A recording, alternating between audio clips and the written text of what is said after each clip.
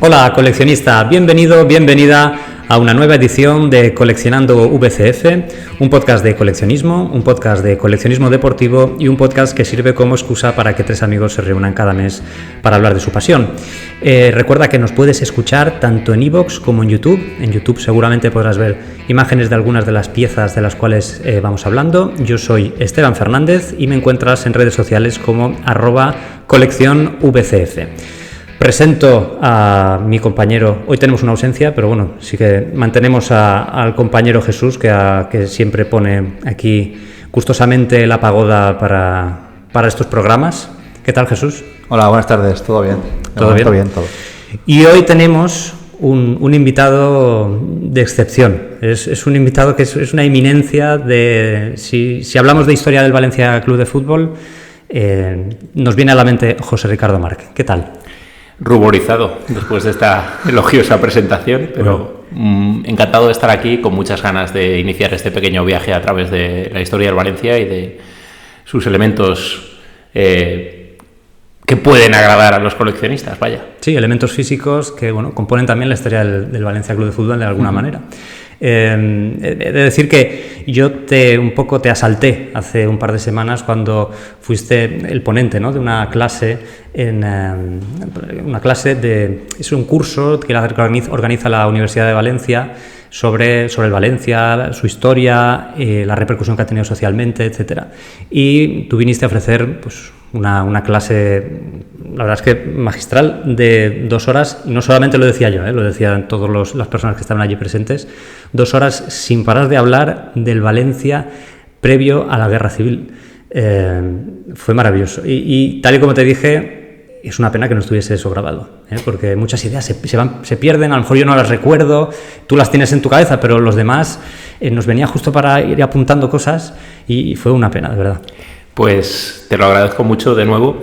Esto responde a una petición de Alfonso Gil, con el que me une una amistad ya larga en el tiempo. Alfonso fue primero profesor mío en la facultad, luego fue jefe mío en la agencia EFE, y posteriormente, cuando yo ya abandoné el día a día de la profesión y me dediqué a otros menesteres, pues Alfonso y yo hemos mantenido el contacto, la relación, e incluso ha tenido siempre la gentileza de invitarme a participar en sus proyectos historiográficos.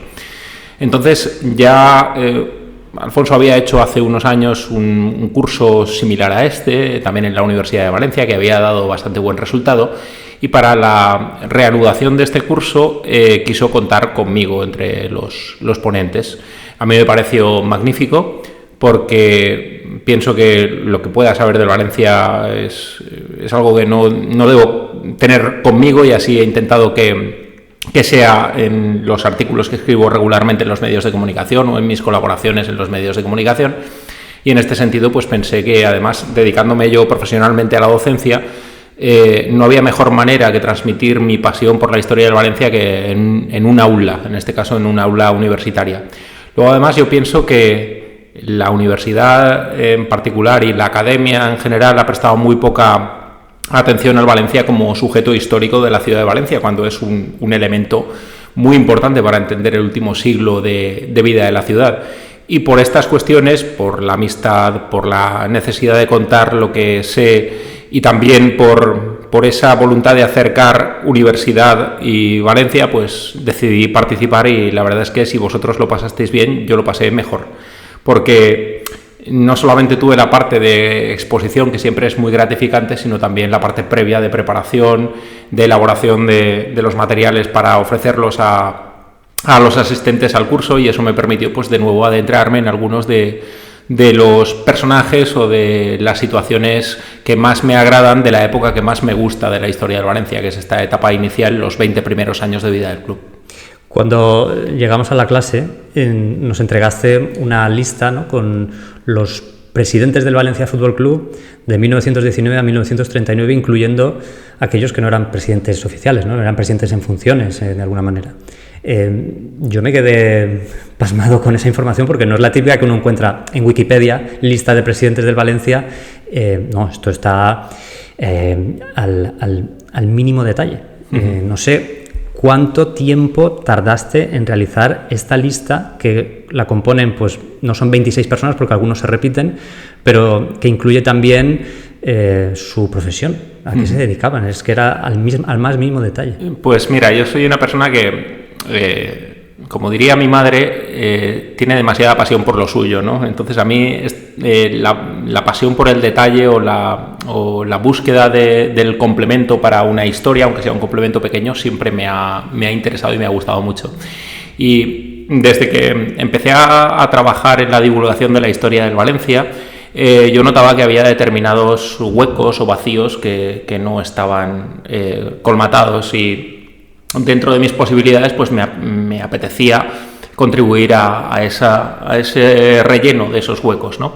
Entonces, en lo que respecta, por ejemplo, a la lista de presidentes, yo hubo una época en la que colaboraba estrechamente con la Fundación del Valencia de manera desinteresada, y había, pues, no voy a decir todas las semanas, pero sí bastantes semanas que me venía a la Fundación del Valencia, estaba con las técnicas, les ayudaba pues eso a catalogar alguna fotografía o a transcribir algún acta, y a partir de ahí pues hubo un momento en el que, coincidiendo con el inminente centenario del Valencia, me pidieron que revisara una lista de presidentes, porque además en el libro oficial del Valencia yo hice un capítulo dedicado a los dirigentes del club.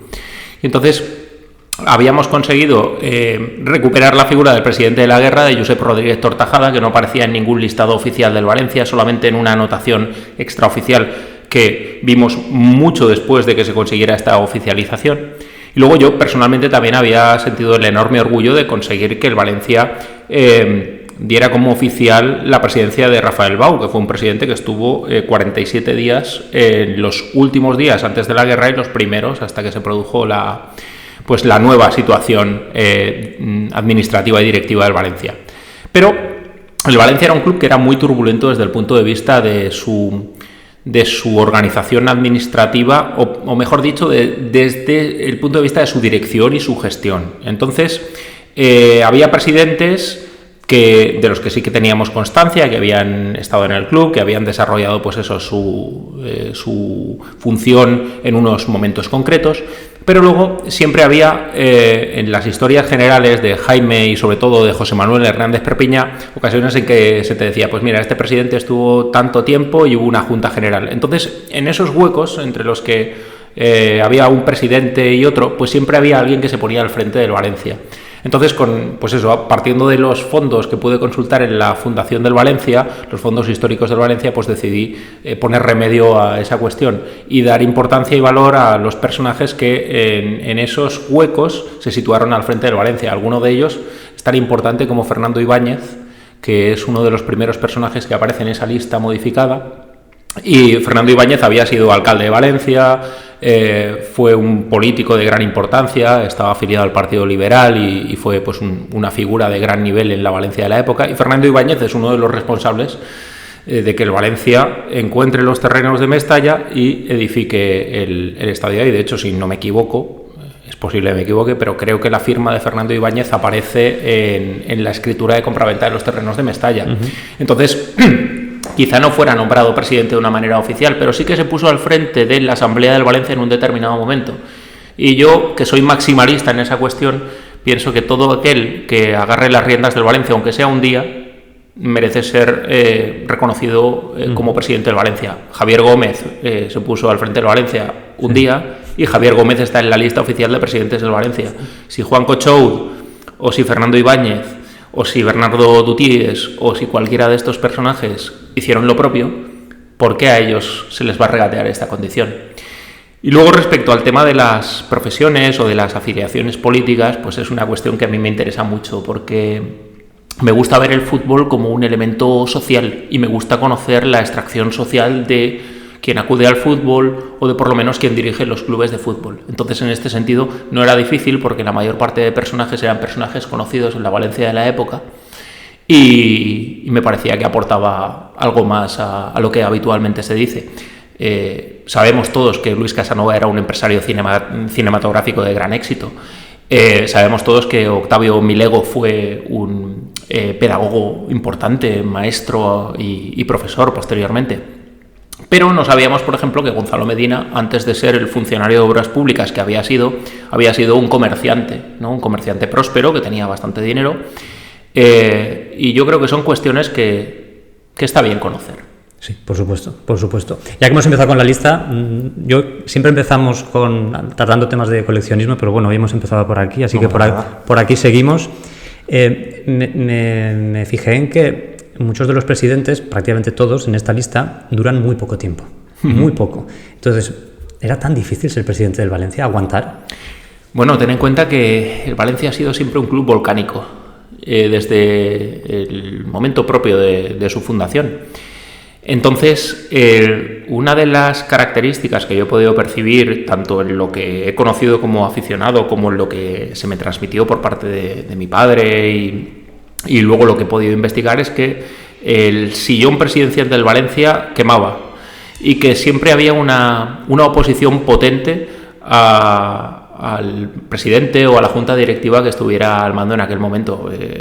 Por ejemplo, en el primer equipo dirigente del Valencia, pues hubo un momento en el que existieron desavenencias entre Milego y Medina, ¿no? De hecho, luego Medina pasó a formar parte de la Peña La Tartana, de la que siempre se nos había dicho que había sido la oposición o la primera oposición que había tenido la primera junta directiva del Valencia. Y sí que es cierto, pues bueno, que hay muchos presidentes que aparecen de manera muy puntual en el Valencia porque se hacen cargo del club ante las ausencias de los otros presidentes. Por ejemplo, Ramón Leonarte, que es otro personaje fundamental en la historia no solo del Valencia, sino del fútbol valenciano. Hay un momento en que se ausenta de Valencia, nadie sabe dónde está, y entonces hay 3 o 4 personajes que tienen que ocupar su puesto, ¿no? O, por ejemplo, Pablo Verdaguer, que es otro presidente del Valencia, lo nombran presidente y al mismo tiempo lo nombran gobernador civil de Valladolid. Entonces tiene que designar un sustituto para que esté dirigiendo al Valencia aquí, en Valencia. Entonces, claro, observas cuando ves en perspectiva esta lista de presidentes que el presidente con más recorrido es Facundo Pascual, que está 4 años al frente del Valencia, y que coincide con una etapa, no voy a decir de sosiego y de tranquilidad porque no lo era, pero sí es una etapa en la que políticamente en España pues se apostaba pues eso, por figuras fuertes de autoridad que desarrollaran pues en este caso presidencias potentes, ¿no? En el sentido de no voy a decir autoritarias tampoco, pero sí presidencias con recorrido, ¿no? Que es la etapa de la dictadura de Primo de Rivera. Y este es el único caso de un presidente que dura más de 3 años en el cargo, porque incluso el caso de Milego, del que se nos había dicho históricamente que había empezado en el 19 y había acabado en el 22, yo conseguí descubrir, tanto por las anotaciones en la prensa como por un magnífico reglamento que tú custodias, que ya aparece firmado por Alfredo Aigües en 1921, que si lo firma el presidente y es Alfredo Aigües y el reglamento es de 1921, Milego no puede ser presidente de Valencia en 1922. Con lo cual, pues eso, pasito a pasito, pues vas reconociendo épocas y vas rellenando esos huecos de los que hablaba. ¿Te ayudó el reglamento? Completamente. Ah, bueno, me alegro muchísimo.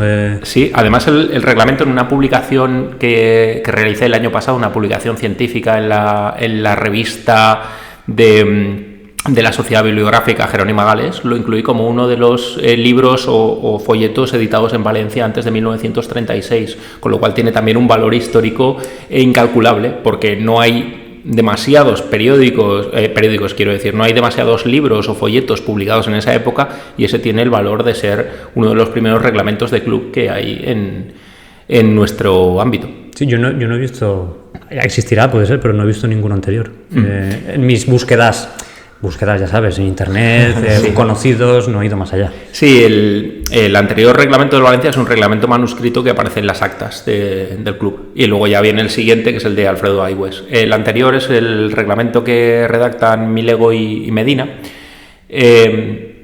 Pidieron, esto es curioso, ¿no? Y explica un poquito cómo funcionaba el Valencia en aquella primera época. El Valencia pidió asesoramiento al Barça para poder hacer algunas cosas, ¿no? Y una de ellas era el reglamento. Y el reglamento es un reglamento estándar, pues eso, que habla del objeto de la sociedad, de quién puede ser socio, de los tipos de socios, pues como todos los reglamentos. Y luego hay una parte final en la que Milego sí que quiso dejar su impronta, que es una referencia velada a la educación que había recibido Milego. Milego era hijo de uno de los principales pedagogos krausistas de España, de Saturnino Milego, y entonces él dijo que el club no era exclusivamente un club, sino que era una sociedad que se encargaba del fomento del deporte y del desarrollo cultural de la juventud, o algo así, ¿no? Entonces ese es el primer reglamento que aparece manuscrito en las actas, y luego ya viene el de Alfredo Aigües, que es un reglamento que ya se imprime y entiendo yo que se distribuye a los socios, aunque desafortunadamente solamente contamos con un ejemplar, que es el tuyo. Bueno, ahí está, en casa. En la lista, es que yo tengo muchas preguntas sobre esta lista. En la lista había un familiar de Toni Cantó. Sí, pues Manuel García del Moral y la Mata, exacto. Era el, no sé si el abuelo o el bisabuelo, me parece que era el abuelo. Sí, era pues un político también liberal de la época, que bueno, que estuvo al frente del Valencia en una época. Él entra en el Valencia, si no me equivoco, o por lo menos está en contacto en el Valencia a partir de una disciplina pseudo-deportiva que se desarrolló en la época, que eran las carreras de galgos. Entonces él era socio del Club Galguero de Valencia e intentó realizar una especie de aproximación de los galgos a Mestalla. Luego los galgos acabaron corriendo en Vallejo. Uh-huh. Pero sí estuvo un año al frente del Valencia, creo que en la temporada 32-33. Sí, así me parece. O sea, no te la esperabas, Jesús. No. Un familiar de Toni Cantó. Pero Toni Cantó. Sí, Cantó, sí. De la tele. De hecho, Toni Cantó es Antonio Cantó García del Moral. Ajá. Bueno. Toni Cantó, que mi hermano iba a clase con él. No con Toni, sino con un hermano de Toni. Ah, bueno. Fíjate. De esta lista, además, lo que más me sorprende es lo poco que duró Milego. Siendo el primero, yo entendía, uno puede pensar que no va a haber tanta oposición de un club que es recién nacido. Pero es que, ya te digo que el Valencia es un club especial. Y luego además Milego, supongo que, más allá del impulso a la hora de sacar adelante la fundación del club, Milego tenía mucha historia detrás, porque Milego había sido presidente y encargado del Español, del Deportivo Español, había sido presidente y encargado del Sagunto. Anteriormente había fundado el Deportivo Español en el año 11, si no me equivoco, 11-12. Y Milego ya llevaba muchos años como máximo dirigente de muchos clubes, es decir, que soportaba el peso de los clubes de fútbol. Y luego además Milego tenía la voluntad de dedicarse también al arbitraje. De hecho, él es el fundador del Colegio de Árbitros de Valencia. Entonces, entre que su actividad profesional como docente, su vocación de árbitro, entre que estas dos cuestiones seguramente le ocupaban bastante tiempo, y luego además estaba el hecho indudable de que le llovían palos por todas partes, pues seguramente hubo un momento en el que dijo, bueno, que pase el siguiente. Y pasó el siguiente. Y luego sí que es curioso porque muchísimos años después, Milego forma parte de la directiva de Ros Casares como vicepresidente. Ros Casares decide recuperarlo como elemento simbólico, y es una directiva muy curiosa en la que coinciden Octavio Augusto Milego y Paco Roch. Sí. Un jovencísimo Paco Roch, exacto.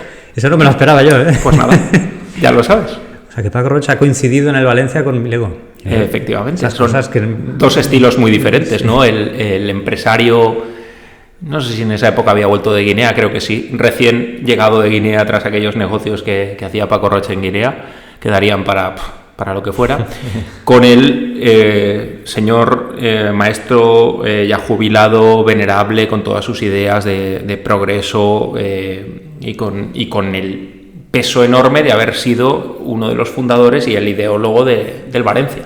Entonces, pues nada, es curioso. Y duró muy poquito, aunque luego tuvo esa coda final 60 años después.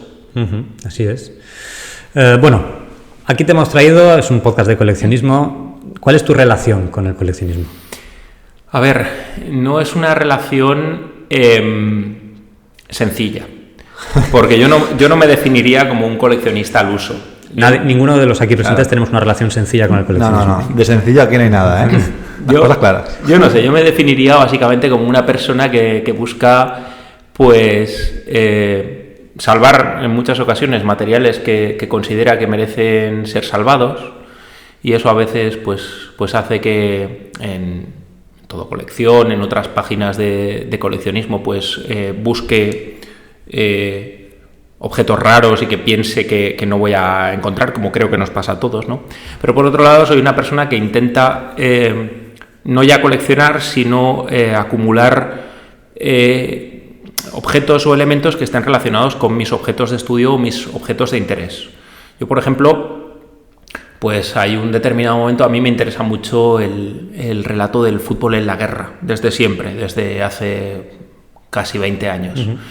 Y hubo un momento en el que yo tuve constancia de que había habido una pequeña colección de cromos, los famosos cromos de las cajas de cartón de las cerillas, ¿no? Pues yo, en cuanto pude, pues compré todos los cromos que conseguí encontrar relacionados con el Valencia, es decir, la plantilla del Valencia de aquel año, aunque creo que me queda un futbolista, y luego todos los jugadores que habían jugado en el Valencia, tanto en el año 36-37 como en el 37-38, para poder tener una panorámica. Bueno, pues esos son unos cromos que tengo que no pueden ser considerados una colección, porque no es una colección completa, pero bueno, bien.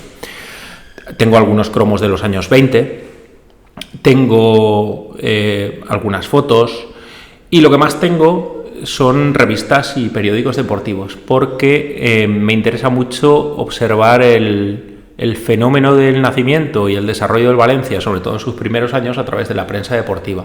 Luego me interesan mucho también las figuras que estaban al frente de estos periódicos deportivos, que en muchos casos no aparecen, porque los periódicos que tenemos son periódicos que son casi todos anónimos o están escritos con seudónimos. Uh-huh.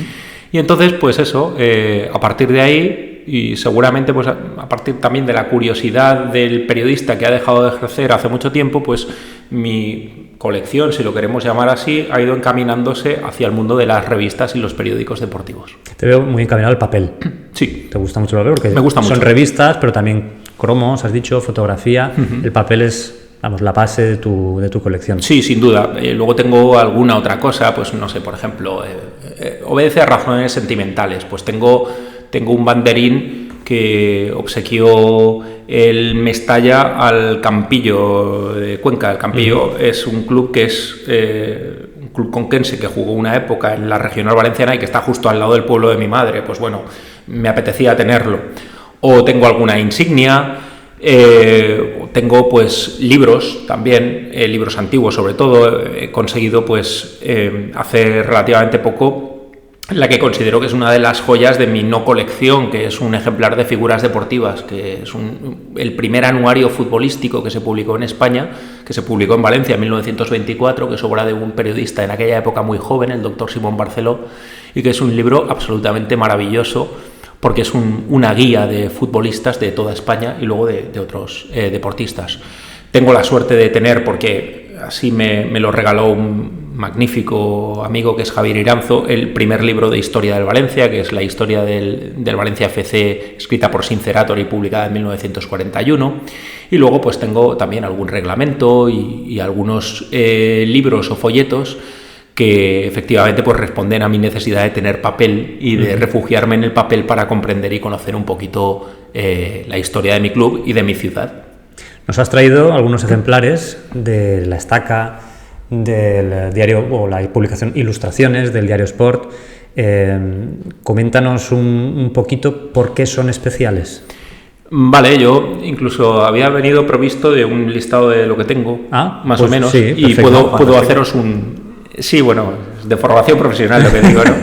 Pero puedo haceros un poquito un comentario de lo que tengo. A ver, un momento, Jesús, es que si le dejamos el micrófono, puede estar 2 horas como el otro día hablando. O sea, él puede hacer el programa sin problemas, ¿eh? Si me dejas 4 también, ¿eh? A mí una cosilla que me gustaría comentar, que no quiero hablar mucho por no estropear, ¿todo esto lo tienes perfectamente catalogado, etiquetado en tu casa? ¿Sabes perfectamente dónde están estas cosas o no? ¿O eres un coleccionista ordenado en el desorden?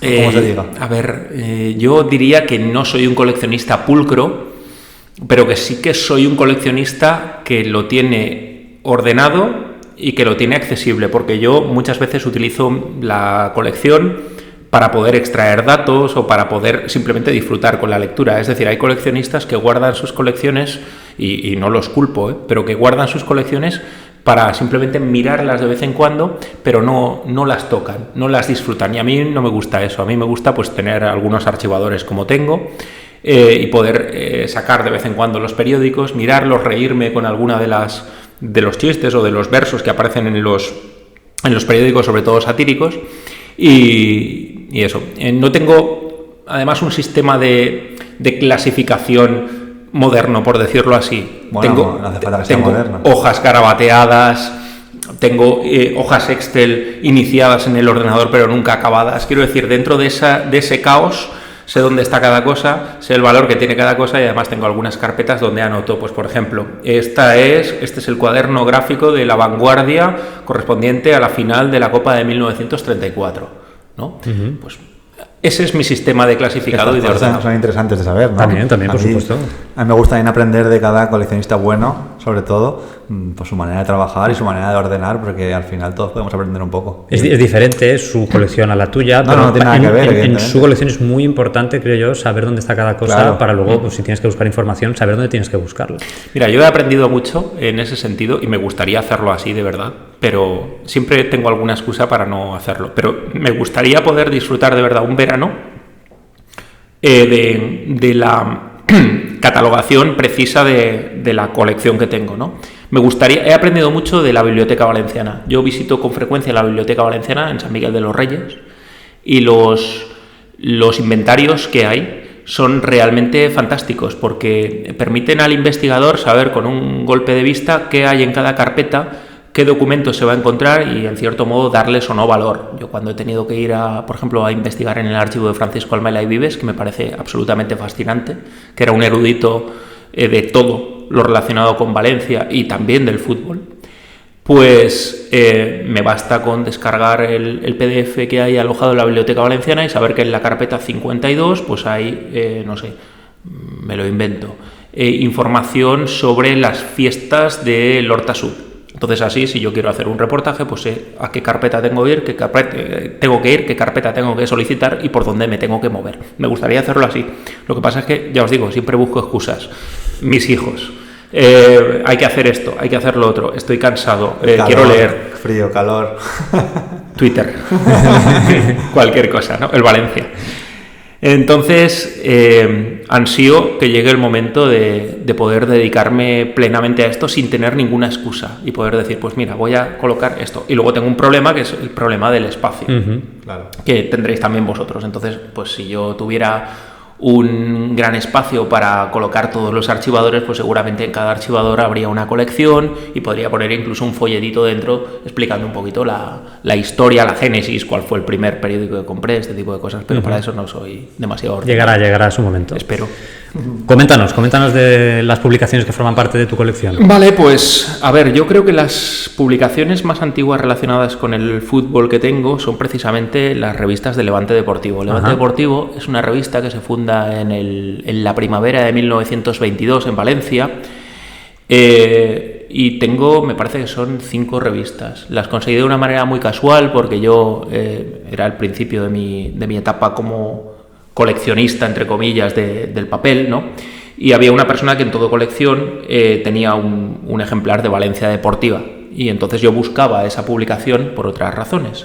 Le hice una oferta, él me dijo que sí, que me la vendía y resulta que cuando fui a recogerla, porque fui a su casa, me dijo que no la tenía, pero que me podía ofrecer otras revistas del Levante, me dijo él. Y yo dije, bueno, pues nada, bien, a mí me interesa el papel, véndemelas. Me las vendió a un buen precio y luego cuando yo cogí las revistas y las abrí me di cuenta de que no eran revistas relacionadas con el Levante, sino que el Levante Deportivo era el título de las revistas. Entonces, pues bueno, tengo 5, son magníficas porque dan mucha información sobre el fútbol de la época y además apuntan ya a lo que será luego la prensa satírica que se va a desarrollar, la prensa satírica de tipo deportivo. Enlazando con esto, tengo mucha suerte de tener unos cuantos ejemplares de La Estaca, que es la publicación más original que se publicó en Valencia relacionada con el mundo del fútbol. La Estaca es lo que los contemporáneos llamaban prensa de combate o prensa de batalla. Eran periódicos, generalmente semanarios, que publicaban los clubes. El Valencia tenía La Estaca y el Gimnástico tenía otra publicación que se llamaba Verdad Deportiva, en la que se repartían estacazos el uno al otro, nunca mejor dicho, ¿no? Entonces, de La Estaca tengo 2 revistas de la última época, del año 25, y luego tuve la enorme suerte de que hace unos años en Twitter una persona puso una foto, que era un anuncio del Valencia Young Boys jugado en los años 20. ¿Sí? Y entonces yo vi el formato, reconocí el formato y le mandé un mensaje interno y le dije, oye, es la estaca, ¿no? Y me dijo, sí. Y le dije, ¿tienes un ejemplar? Y dice, no tengo un ejemplar, tengo un libro. Y entonces le dije, uy, me gustaría verlo. Y nada, quedamos un día. Le expliqué que a mí me interesaba mucho el mundo de la prensa deportiva, que la estaca me parecía una publicación estupenda. Sabía que había una publicación gemela de la que él tenía en la Biblioteca Valenciana. Y entonces él me dijo que había sido un regalo a su padre de un antiguo periodista y que lo tenía en alta estima y que le habían ofrecido comprarle el conjunto, o sea, el volumen. Y además se lo habían ofrecido con ofertas importantes. Y yo le dije, bueno, pues si en algún momento te planteas venderlo, avísame por lo menos. Tenme en cuenta. Y de hecho le pedí que me dejara fotografiar las revistas para tenerlas y para poder consultarlas. Bueno, pues al cabo de un tiempo me llamó y me dijo, oye, mira, que me han ofrecido una cosa pero no me cuadra. Y al haber visto cómo tú trataste el libro, el afecto que le diste desde el primer momento y tal, he decidido que te lo voy a vender a ti. Te lo voy a vender a ti y además te lo voy a vender a un precio que es mucho más razonable del que le ofrecían el anterior comprador. Y claro, yo me puse muy contento y desde entonces tengo pues un volumen de la estaca que es absolutamente maravilloso. Por ejemplo, en Mestalla, que tenemos aquí enfrente, hay una esquina en la que aparece un ejemplar de la estaca del día de la bendición de la bandera. Pues ese ejemplar de la estaca está dentro del volumen. Y bueno, se me ponen los pelos de punta solamente hablar de eso. Luego tengo, pues no sé, tengo un número de una publicación satírica muy curiosa que se llama La Tranca Deportiva, del año 27. Tengo un número de La Hora Deportiva, que es una publicación de 1935-36 en gran formato, que es muy chula y que yo había conocido en una de mis primeras visitas a la hemeroteca de Valencia hace muchísimos años. Tengo una colección de números correlativos de torneo de 1944, es el único año en que apareció, y además me costó muchísimo sumar todos los ejemplares porque los iba comprando uno a uno. Tengo una colección también de números correlativos de deportes, que fue una publicación muy longeva que empezó a publicarse en Valencia en 1944, venía de Alicante. En Alicante se había empezado a editar en el año 41, pero se trasladó a Valencia y se le cambió el nombre. Y entonces en esa temporada, que fue en la que el Valencia ganó la Liga y quedó subcampeón de Copa, coincidieron las dos, torneo y deportes. Entonces yo coleccioné las dos al mismo tiempo. Torneo, ya os digo, de una manera mucho más seguida en el tiempo, y deportes porque tuve la suerte de que una persona vendía tomos de deportes completos y entonces yo conseguí comprar los dos del año 1944. Luego tengo también alguna revista suelta de deportes. Y luego tengo pues otras revistas que no son específicamente futbolísticas, pero que tienen una presencia importante del fútbol. Pues tengo un volumen de Valencia Gráfica del año 23 con un montón de fotografías de aquel año, que es un año esencial en la historia del fútbol valenciano. Tengo, por ejemplo, Ilustraciones, que es una revista gráfica también con mucha presencia del fútbol y del atletismo, porque su director era Vicente Salvatierra, que era el digámoslo así, patriarca del atletismo valenciano. Y luego tengo revistas madrileñas o catalanas. Pues tengo, por ejemplo, volúmenes de Marca de los años 30, 39, 40. Tengo, que esos los compré cuando trabajaba en Barcelona, en el Sencans. Tengo uno de As del año 35-36, tengo Campeón, que me parece que es una revista absolutamente maravillosa y muy poco estudiada, y luego ya pues tengo otras cosas, pues tengo Aire Libre, tengo los boletines de los veteranos del Valencia, de los años 50 y 60, y tengo dos revistas a las que les doy mucho valor, que son, se llaman Revista de Deportes o Deportes, que es una revista publicada en el año 40 y una en el año 42 aquí en Valencia, que son revistas que yo no había visto nunca y que de repente pues un día me encontré una, la compré por impulso, y es una revista que es una síntesis de todo lo que había pasado en Valencia desde el final de la guerra hasta el año 40.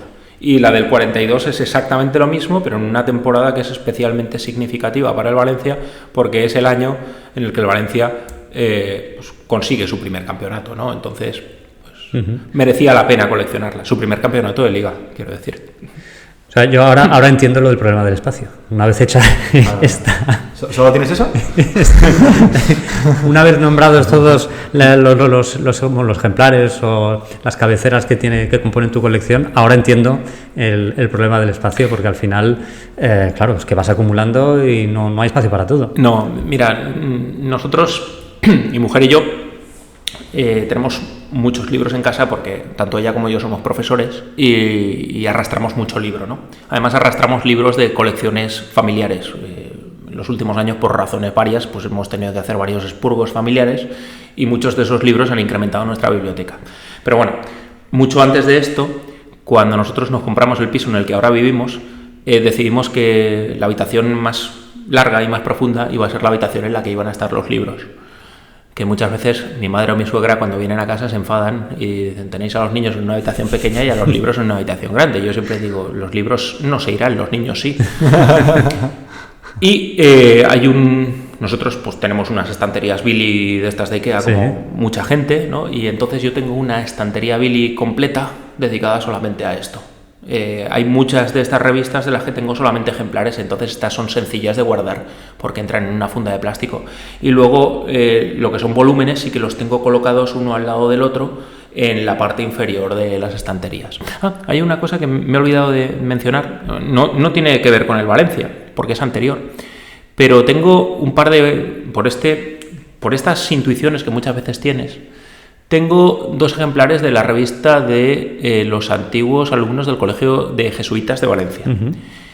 Y las tengo porque en su momento, en una investigación que estaba haciendo, vi que los jesuitas en los años 20 estaban suscritos a varias revistas deportivas, daban mucha importancia al deporte. Entonces sus alumnos en la biblioteca podían consultar pues Valencia Deportiva o las revistas de la época. Me interesó mucho y cuando las vi en Todo Colección dije, ostras, pues a ver si aquí encuentro más rastros un rastro para seguir esta información. Luego no había, de hecho yo me puse en contacto indirectamente también con el actual Colegio de San José y me dijeron que no quedaba rastro ni fondo bibliográfico de aquella época, o hemerográfico mejor dicho.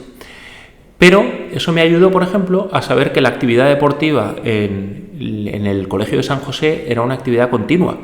Y me sirvió además también para datar y para dar solución a una de las incógnitas que había en el mundo de la historiografía del fútbol valenciano, que era una camiseta que llevaba un portero del Valencia de primera época, que se llamaba Martínez Ibarra, que llevaba una camiseta con un escudo que llevaba como una especie de M o W. Nadie sabía lo que era. Resulta que la fotografía estaba tomada al revés o había sido reproducida al revés y lo que parecía una W era una AA y era antiguos alumnos. Uh-huh. Entonces eso, cuando inicié la colaboración con Superdeporte este año, el primer artículo que publiqué fue precisamente la solución a esta incógnita. ¿Una camiseta del Valencia? O sea... No, era una camiseta de los antiguos alumnos de los jesuitas que lució el portero del Valencia, Martínez Ibarra. ¿Pero durante su época en el Valencia? Efectivamente. O sea, bueno, entonces es una camiseta del Valencia, porque si lo ha usado en partido con el Valencia no deja de serlo, ¿no? Sí. Jesús, ahí entras tú. No, creo que no. La camiseta está en ningún lado. No, supongo que no. Y si alguien la encontrase sin esa información, no sabría identificarla. Claro, diría, está trucada. No pone www, pone AA. No es. Sí, es curioso porque creo que fue Albert Carda, estaba... Y si no es Albert Carda, ruego que me disculpe. No, sí, encajaría con la descripción de portero, de Valencia, camisetas. Pues le daba muchas vueltas. ¿Y de dónde será esta camiseta? Y tú lo sabes y tal. Y yo, pues oye, no lo sé. ¿Qué puede significar? Pues puede significar Valencia y eso quizás sea una C. Hasta que, ya os digo, compré ese volumen de revistas y ojeándolo despreocupadamente, uy, ¿cuánta actividad deportiva hay aquí? Y el equipo de antiguos alumnos ha estrenado hoy sus nuevas camisetas. Son unas camisetas azul oscuro con el anagrama de la asociación. Si esta es la camiseta de Martínez Ibarra, pues ahí está. Para eso sirve investigar. Nos has comentado antes que varias, ¿no?, de las publicaciones que nos has traído y que tienes en tu colección ni siquiera las encuentras en la hemeroteca. No, y esa es otra de las razones por las cuales muchas veces me lanzo a comprarlas. Porque pienso que el día de mañana puedo hacer un servicio a los archivos o las hemerotecas. Yo tengo bastante claro que mi colección seguramente o mi pequeña colección seguramente acabará conmigo. Quizá mis hijos muestren algún tipo de interés, pero es algo que desafortunadamente, tal y como percibo en el mundo del coleccionismo, no suele darse, ¿no? El hijo o los hijos, tanto en las bibliotecas personales como en los archivos, pues suelen despreocuparse o desentenderse, y generalmente no les dan el valor que les da el que ha reunido la colección. Sí. Entonces, yo cuando hablo con mi mujer de todo esto de vez en cuando, siempre le digo, si ocurriera alguna desgracia o me pasara algo a mí o pasara cualquier cosa, me gustaría que los periódicos y revistas fueran íntegros, es decir, que se donaran íntegramente pues, a una colección hemerográfica de la Comunidad Valenciana. Yo pienso siempre en la Biblioteca Valenciana porque está muy bien trabajado el sistema de archivo allí, pero yo vivo muy cerca de la Hemeroteca Municipal y de hecho he donado cosas a la Hemeroteca Municipal y creo que también serían otro buen lugar para que estuviera custodiada esta colección. Es decir, que en cierto modo yo lo que voy pescando también lo tengo con vistas a luego dentro de unos años, espero que dentro de bastantes, poder donarlo y que lo disfrute la gente que no haya podido acceder a ello. Pues sí, la verdad es que está bien pensado, bien custodiado, la verdad. Nosotros siempre hemos querido ir a la hemeroteca, ¿verdad? Sí, Jesús? Pero no nos animamos. Sí. No encontramos el momento, ¿sabes? Lo que tú has dicho antes de no encuentro el momento, siempre tengo alguna excusa para no realizar el listado, el Excel. Pues nosotros no encontramos el momento, a lo mejor mucho tiempo libre durante un día como para acercarnos a la hemeroteca. Pues eso, para ver fotografías o cubrir información que nos falta para pues, detectar alguna camiseta, etcétera. Pero, ¿cómo es llegar a la hemeroteca? ¿Cómo es que llegas allí y tienes que solicitar el...? Bueno, para mí es que es algo natural, porque llevo yendo muchos años. Tú ten en cuenta que la hemeroteca municipal está situada muy cerca de la casa en la que vive mi madre, y entonces yo ya siendo adolescente iba a la biblioteca que estaba justo al lado y a veces entraba en la hemeroteca. Por esta pasión por el papel que tenemos muchos, ¿no? Oye, quiero ver el periódico Levante del día posterior a la riada, ¿no? O quiero ver pues el periódico del día que nací, ¿no? Empiezas un poco por ahí y luego cuando ya vas desarrollando intereses concretos, pues el paso es muy natural. Cuando tú vas a la hemeroteca, hay unas personas en la recepción de la hemeroteca que tienen unos formularios, tú los rellenas, colocas el nombre de la publicación que quieres y ellos pues te la sacan. Es bueno ir sobre seguro, es decir, saber lo que hay y lo que no hay. Para eso se puede consultar fácilmente el catálogo de la hemeroteca y una vez tú has hecho esa petición, te sientas en unos pupitres que hay.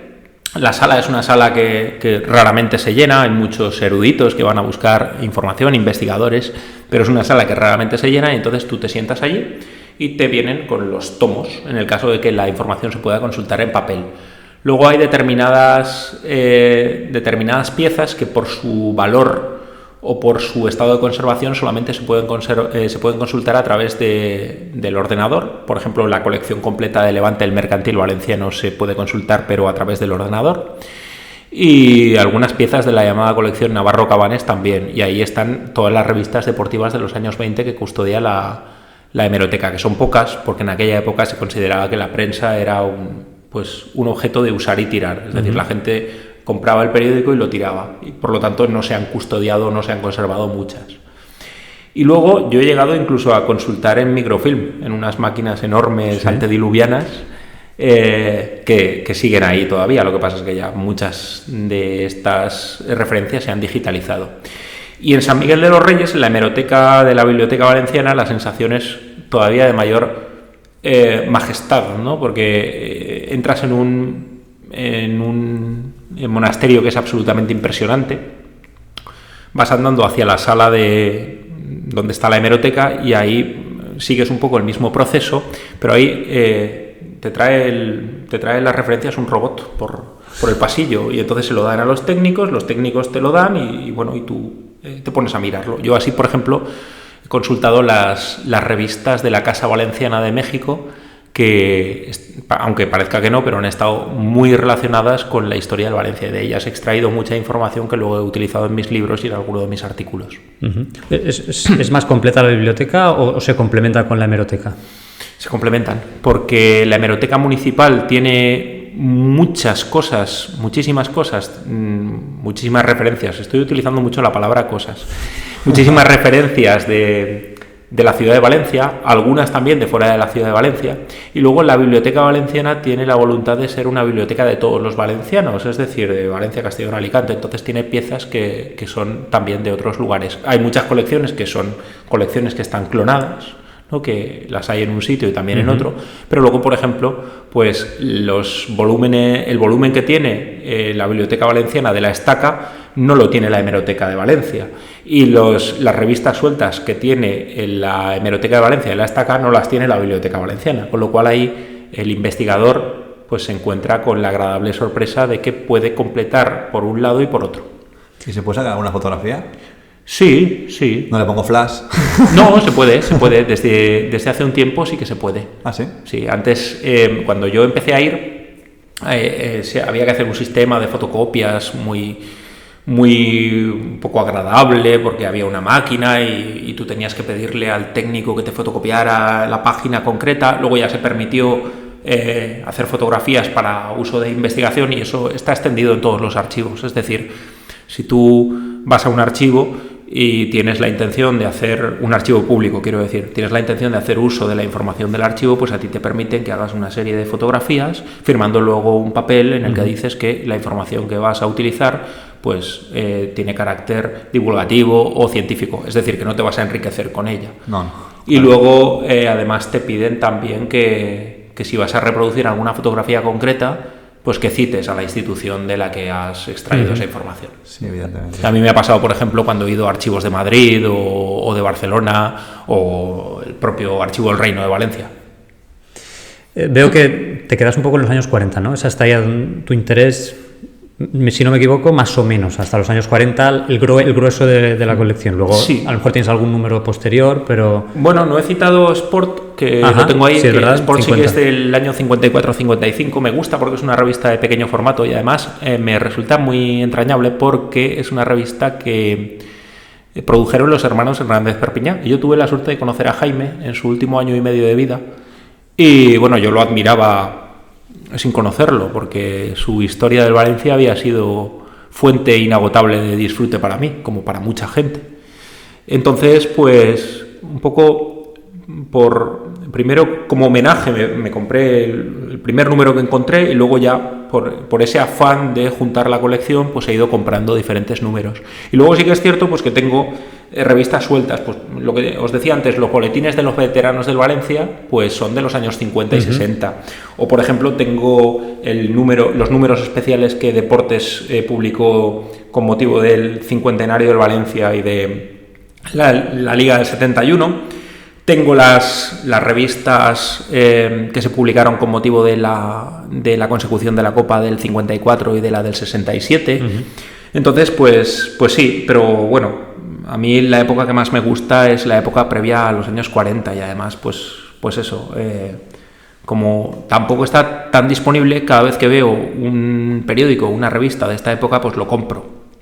Y a lo mejor pues los deportes de los años 60 o 70, que también son muy interesantes, pues no los compro porque sé que están custodiados en las hemerotecas o que habrá siempre alguien que lo tenga. A este respecto, Javier Iranzo también me regaló una vez, lo que pasa es que no tengo el ejemplar completo, me regaló la portada. Me regaló una portada de un Deportes del año 61 sobre una cuestión que yo había investigado, que es la visita de un matrimonio valenciano que se había exiliado a México, a Valencia por primera vez desde los años 30. Y entonces yo tengo esa portada en la que Deportes los saca a ellos en la sede del Valencia con Vicente Peris y con los directivos del Valencia recogiendo unos banderines para llevárselos a la Casa Valenciana de México. Y ese no está el periódico completo, no es de los años 40 hacia atrás, pero para mí tiene un valor incalculable. Además, también por la persona que me lo regaló. ¿Lo sueles comprar en todo colección? ¿Te mueves también a lo mejor en algún, no sé, en rastro se puede encontrar? No lo sé. No, fundamentalmente en todo colección, porque no suelo llegar más allá, no tengo capacidad para...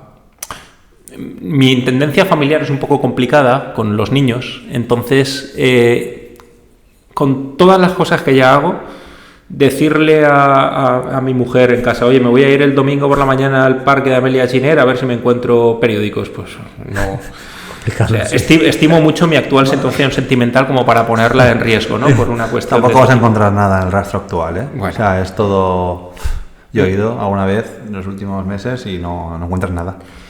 Y luego ya os digo, pues a lo mejor de vez en cuando sigue alguien que me dice, oye, mira, me he encontrado esto y si lo quieres es para ti. Pues, por ejemplo, hace un tiempo, creo que fue en Wallapop. Yo no frecuento Wallapop, pero no sé por qué, un día entré y vi un ítem que me interesaba. No sé si era ni siquiera un periódico o una revista. Y entonces la persona que lo tenía, hablamos un poquito, quedamos para que yo se lo comprara y entonces yo le expliqué un poquito pues, lo que me interesaba. Y me dijo, pues mira, mi padre coleccionaba periódicos y revistas deportivos y tengo unos cuantos. Yo digo, vale, fenomenal. Y desde entonces pues hemos mantenido cierta relación y cada vez que he ido sacando del trastero cosas que creía que me podían interesar, pues me las facilitaba. Y luego otras veces, pues no sé, le compraba a la familia Borja alguna de las cositas que tenían o ha habido incluso alguna alma caritativa que me ha dicho, toma, esto lo tendrás tú mejor que yo. Y bueno, y eso también es de agradecer porque la gente percibe el interés que tú tienes en determinados objetos y te hace custodio de ellos. Uh-huh. Y a mí eso me enorgullece bastante. ¿Cuándo empiezas a interesarte por la historia del Valencia? Porque yo te imagino de crío ya interesándote por Mundo, por Cubase, por saber un poquito más de ellos. ¿Es así? Sí, completamente cierto. Mi madre suele decir, o solía decir, porque ya no lo dice, pero solía decir que a mí del fútbol me gustaba mucho más la teórica que la práctica, desde que era pequeño. Y no voy a decir que sea cierto, porque a mí me gustaba jugar, aunque con discutible acierto, pero me gustaba mucho emborronar libretas con todo tipo de alineaciones, con listados de futbolistas, y ese es, yo creo que el primer paso hacia, primero, que te decantes hacia esa especialidad en profesional, ¿no? Como me pasó a mí, y segundo, pues que te intereses también por todo lo relacionado con ese mundo. Entonces yo recuerdo que mi padre, que no era un erudito, pero sí que era una persona que tenía cierta memoria, pues guardaba unos ejemplares de un coleccionable de las provincias en el fondo de su armario, un coleccionable que se llamó luego Historia Viva del Valencia. Entonces recuerdo que esos coleccionables fueron la primera referencia de la historia del Valencia que yo vi y que pude tocar. Y eso ya despertó mi interés. Estamos hablando, pues si ese coleccionable es de la época en que jugaba Ciraolo, uh-huh, pues es del año 89, 88, y yo a lo mejor los descubrí en el 90. Yo tenía 7 años entonces. Yo soy del 83, tendría 6-7 años. Y luego, con motivo del 75 aniversario del Valencia, yo le pedí expresamente a mi padre que hiciera la colección de fascículos de la gran historia del Valencia de Jaime Hernández Perpiñá, que publicó con Levante el Mercantil Valenciano, que es esta historia que os he dicho que me apasionó desde que la leí. Y a partir de ahí pues empezó todo lo demás. Efectivamente, pues luego Las Provincias sacó una colección de cromos en un formato un poco más grande, que además por detrás tenían unas preguntas. Sí, era un concurso, ¿no? Esa especie de... Exacto. Y yo recuerdo pues haber hecho acopio celosamente de esas tarjetas. ¿Y las conservas? No las conservo porque mi madre es muy poco dada a conservar cosas. Mira, como la mía. Y además porque yo esas tarjetas, además de para extraer toda la información, porque yo en eso era un poco obsesivo cuando era pequeño, yo me leía las tarjetas y luego me aprendía la información. Esa fue pues un poco, junto con lo que me contaba mi padre y lo que había leído en el libro de Jaime Hernández Perpiñán, la base de mi conocimiento de la historia del Valencia, ¿no? Pero una vez había leído la información, pues yo hacía lo que hacen todos los niños, que era que cogía los cromos y los distribuía para jugar a fútbol con ellos. Entonces yo hacía mis ligas y me creaba mis equipos, y en un equipo pues tenía pues a Mundo y a Kempes de delanteros. Y en el otro equipo tenía pues a Gorostiza y pues no sé a quién fuera, pues a un delantero más contemporáneo, no lo sé. Y me da pena no conservarlas porque estaban bien ilustradas, tenían información abundante. Pero bueno, mi madre en un determinado momento, en una limpieza del trastero, consideró que eran prescindibles y desaparecieron, como desaparecieron muchas otras cosas, y no la culpo, Pero bueno, Yo las he visto, esas Sí, bastante, sí. ¿no? Sí, Son- sí, las he visto. Sí, las Así recuerdo que- de pequeño también. Las recuerdo. Tienes que ponerte a ello. Pero es que te imagino, tú hablabas con tus amigos y les intentabas convencer de la importancia de mundo y que no podía ser que no conociese. Es que yo me ha pasado de hablar con algunos compañeros. En este caso, por ejemplo, yo jugaba fútbol en la escuela de fútbol Cracks. Mi entrenador era Jara, el paraguayo que jugó en el Valencia años 60. Y claro, yo sabía que Jara había jugado un par de finales de Copa, había marcado en 2 finales de Copa, había sido campeón de Copa, campeón de Liga, aunque jugando poco, pero bueno, lo sabía. Mis compañeros no tenían absolutamente ni idea y lo trataban como si fuese pues un viejo hombre que nos entrenaba y que era gracioso. Y yo les intentaba explicar la importancia de lo que él había conseguido en el Valencia. Les daba igual, pero yo no podía entenderlo. No, a mí eso me ocurrió con el paso del tiempo, es decir, conforme me fui acercando más a la época adulta y encontré a gente que estaba más en consonancia con mis intereses, pues ya fui compartiendo cosas con ellos. No tenía demasiado sentido que yo hablara con los niños con los que yo iba al colegio o con mis compañeros del instituto de este tipo de cosas. Sí que había alguno que era más proclive a tratar estos temas, pero en general yo no fue hasta llegar a la facultad y sobre todo después de la facultad cuando empecé a poder hablar con gente prácticamente de igual a igual de todo este tipo de cuestiones. Y por ejemplo yo me muevo yo formo parte del colectivo Últimes Esperades a Mestalla desde su fundación y ahí sí que he encontrado pues un feedback continuo y constante sobre estas cuestiones o por ejemplo muchos de mis amigos tienen esta preocupación. Vicent Chilet, Rafa La Huerta, Miquel Nadal son gente que ha tenido esta preocupación, que ha querido ahondar y profundizar en episodios de la historia del Valencia y que bueno pues unos y otros nos hemos ido retroalimentando en esta pasión por la historia del Valencia. ¿Cómo ves el coleccionismo de camisetas? Ya para un poco introducir a Jesús también. ¿Cómo ves? ¿Estamos locos? No lo creo. Yo pienso que está loco soy yo, porque estoy coleccionando algo que es fungible, ¿no? Pero lo vuestro es bastante más sólido. Y lo entiendo perfectamente, porque la camiseta es algo que realmente ha llevado puesto un futbolista y que tiene un valor muy importante. Además, toda la paleta cromática que se puede desplegar en las camisetas del Valencia es inigualable. Entonces yo lo entiendo perfectamente. Yo tengo 5 camisetas mal contadas y a veces pienso, pues mira, me gustaría, pero claro, ese me gustaría es imposible, ¿no? Porque sí. Primero no puedo llegar a ellas y segundo tampoco podría guardarlas, ¿no? Entonces no a mí me queda muy lejos, pero os admiro de verdad. Yo tengo, lo que sí que tengo, que es, de todas formas la he utilizado también para jugar a fútbol y tal, pero tengo a ver lo que vas a decir, ¿eh? Tengo una camiseta para jugar a fútbol, a ver. Tengo una camiseta naranja de la temporada, pues era la temporada 6-7, que lució Edu Gaspar, porque esa camiseta me la regalaron mis compañeros de la prensa deportiva para un cumpleaños. Uh-huh. Entonces ellos se la pidieron específicamente a Edu y bueno, y me la regalaron en ese cumpleaños. Es la única camiseta que yo sé que ha sido lucida por un futbolista de Valencia de las que tengo. Pero bueno, ya os digo, me la he puesto para jugar a fútbol, que eso para vosotros es una herejía completa. Sí, solo se jugó un partido con esa camiseta. Pues o sea, tiene valor además. Sí, contra el Racing de Santander, sí. De hecho. Sí, solo se usó en un partido. Es una camiseta con 2 tonalidades de naranja, ¿no? Sí. Creo que sí. Bueno, mitad y mitad. Pues nada. Pues tiene su valor, por lo tanto, el doble de herejía es ponérsela.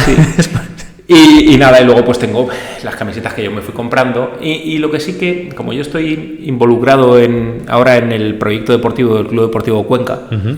Sí que he hecho por tener todas las camisetas que nosotros hemos ido lanzando a lo largo de todos estos años. Hace unos años también, que esto seguramente os acordaréis, hace unos años Paco Polit, Pepe Dus y yo lanzamos la idea de hacer una camiseta réplica de la final del 34. Sí. Uh-huh. Y tengo también esas camisetas, tengo 2. Entonces, pues bueno, eso es lo que tengo. Pero bueno, tengo una camiseta que es completamente una herejía, así que merecería levantarme e irme de aquí. La verdad es que sí. ¿Cuál es la camiseta más bonita de la historia del Valencia? De la historia, ¿eh? No de la historia reciente, de la historia. La que tú te hayas dicho, madre mía, pero qué preciosidad. Es la de la final del 34.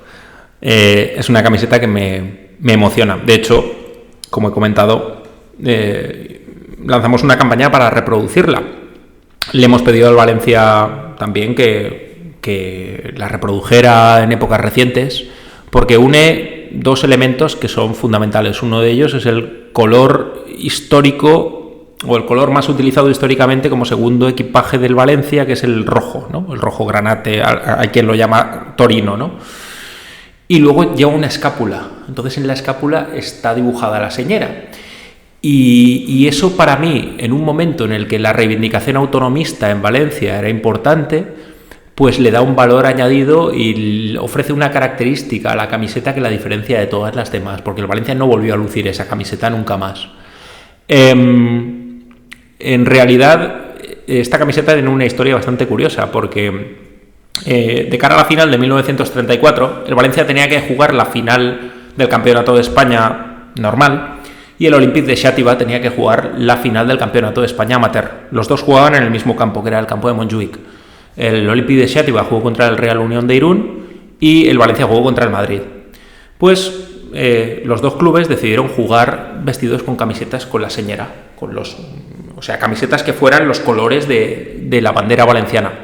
Pero llegado el momento, solamente el Olympique de Xàtiva optó por la camiseta de la señera como la conocemos hoy en día, porque en la directiva del Valencia hubo quien dijo que eso era cutre, con la nomenclatura de la época, pero pensaron que no iba a ser algo bien entendido y que además iba a ser visto como algo kitsch. Entonces al final el Valencia incorporó a la camiseta esa V y bueno, y ahí quedó. Y esa es la primera utilización, salvo que me corrija alguien, que podría ser. Creo que es la primera utilización de la señera en un equipaje del Valencia y todavía pasarían muchos años hasta que en los años 50 el Valencia, en los partidos contra el Glasgow Rangers, volviera a utilizar pues los colores regionales para jugar. Y luego ya la recuperación de la señera en los años 70, que todos conocemos por las icónicas imágenes de Mario Kempes en la final contra el Madrid, en otra final de Copa, curiosamente. Pero esa es la que más me gusta. O sea, que tenemos que agradecerle a esos que pensaron que era un poco kitsch, hortera, en fin, que no era cuestión de salir con la señera. Tenemos que agradecerles que se conformase esa camiseta, que a mí también me parece preciosa. Yo coincido en que creo que es la camiseta más bonita de la historia del Valencia. Me sorprende que el Valencia no haya hecho algún rediseño para jugar, no para vender, sino para jugar. Hombre, la de Joma que hizo estaba muy bien. Sí, era muy bonita. Pero era exclusivamente para vender, no fue para jugar. Bueno, sí. Pero ya por lo menos es un avance, ¿no? Sí.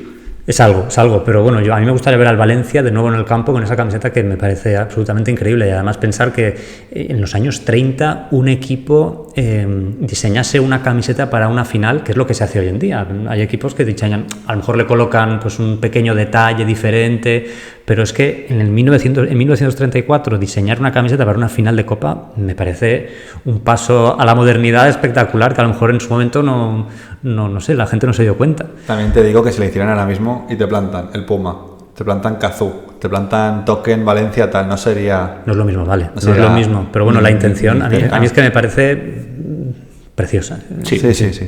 Yo, la verdad es que siempre he tenido una atracción especial por esa camiseta. Me encanta esa final y todas las circunstancias que envuelven a ese campeonato de Copa, y le doy un valor inmenso.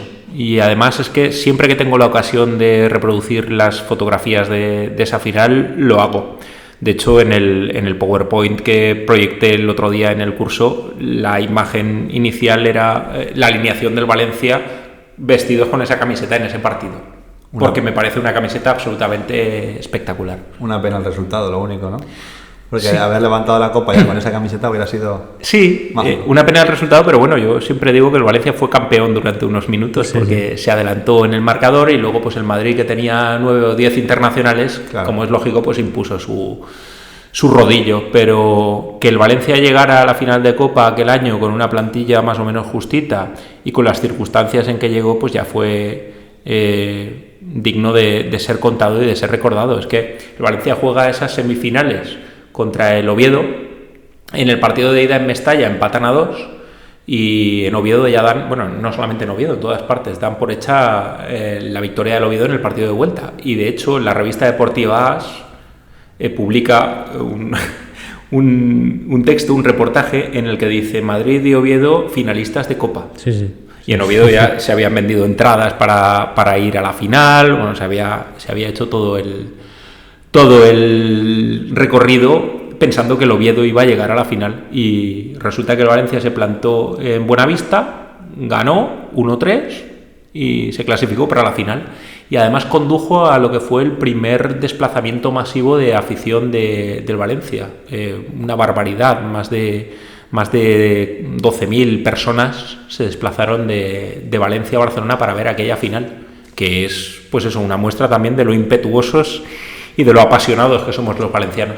Sí. Comentabas el otro día, hilando con lo que acabas de comentar, que tenía aquí una pregunta preparada, que es que ese fue el primer gran acontecimiento en el que se desplazaron masivamente los aficionados del Valencia, pero que en los años 20 también se produjeron algunos desplazamientos con partidos amistosos a Barcelona, por ejemplo, que no movieron a tantísima gente, pero que, bueno, ¿cómo se explica ese paso de, pues no sé, una movilización para ese partido amistoso en Barcelona, que ya llamó la atención en la época, pero a las 12, 13.000 personas que pueden ir a la final de Copa del 34? Mira, en esos años... Sobre esto que comentas del desplazamiento a Barcelona, en el año 23 el Valencia tiene que ir a jugar un partido amistoso a Barcelona, que ha concertado. Y entonces la prensa catalana, yo tengo de hecho un ejemplar del Mundo Deportivo que se refiere a esos partidos.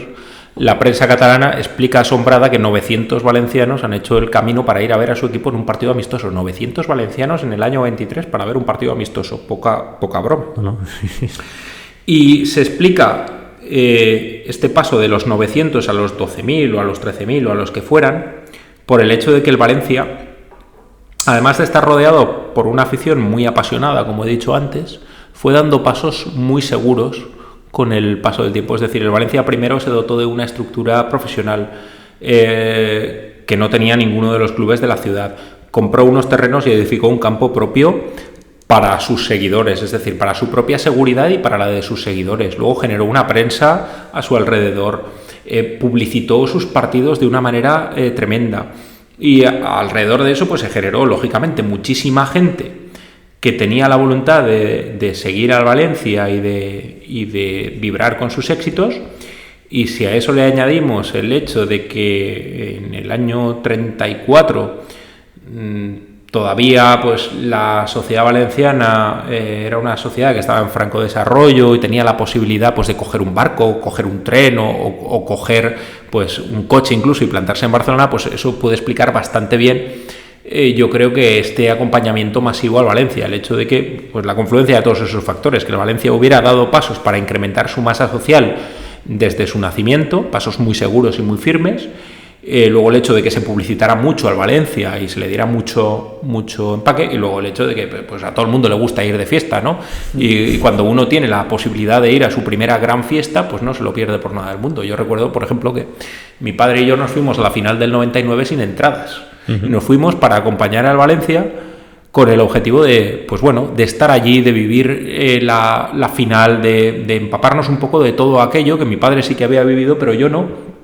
Y a pesar de que intentamos por todos los medios encontrar entradas, al final no lo conseguimos y acabamos viendo el partido en un bar en Sevilla, mientras a 2 kilómetros estaban todos en la Cartuja pues súper contentos.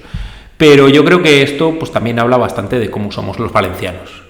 Somos gente que no duda en subirse a un tren para acompañar, en este caso, al club al que aman, y no dudan en hacerlo, pues porque somos un poco, no sé cómo decirlo, somos muy echados para adelante, muy impulsivos. Y la sociedad de la época era una sociedad que tenía ganas de pasárselo bien. Desafortunadamente, poco después, pues dejó de poder pasárselo bien. Sí.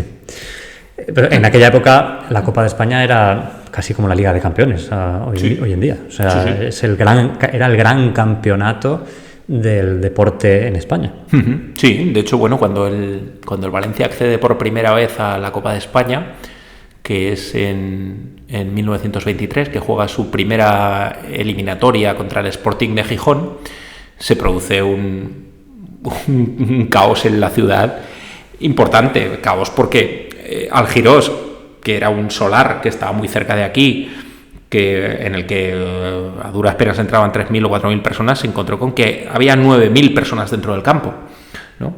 Y a pesar de que ya se había explorado la posibilidad de buscar espacio para crear un nuevo estadio para el Valencia, pues ese fue el momento en el que la gente que estaba en la directiva de Valencia se dio cuenta de que era insostenible, que si el Valencia seguía por el camino que estaba discurriendo, pues era insostenible seguir en Algiros. Y fue cuando, pues efectivamente, compraron los terrenos de Mestalla, empezaron a edificarlo y luego se vinieron aquí. Y la Copa movía multitudes. De hecho, Mestalla cogió la final del 29 y la final del 36, y las multitudes llegadas desde Barcelona y desde Madrid pues también dan cuenta de cómo la gente seguía a sus equipos con el objetivo de animarles, y eso que la final del 29 fue una final pues para olvidar, con la cantidad de lluvia que hubo ese día, el barro y tal, pero bueno. ¿Te gustan los museos? Me encantan. ¿Y te gustan los museos de fútbol? He ido a muy pocos, pero a los que he ido me han gustado. He estado en el Museo del Barça hace muchos años, me gustó la propuesta expositiva, hace ya mucho que no voy. A pesar de haber estado viviendo en Barcelona, fíjate, no volví a ir porque fue hace muchos años. Y luego he estado pues, en algún otro museo, y este verano estaba de vacaciones en Istria, en Croacia, y tuve la suerte de que pues, un día que estábamos en Pola, fuimos a ver el castillo de Pola. Y en el interior del castillo de Pola había una muestra sobre el fútbol en Istria, en aquella parte de Croacia. Y yo entonces me giré hacia mi mujer y le dije, por favor, venga, vamos. Y entrábamos con los niños y tal, y le dije, ¿te puedes quedar un poquito con los niños para que yo vaya mirando? Y me gustó porque me pareció una exposición modesta, pero muy bien aprovechada y muy armónica en sus diferentes partes.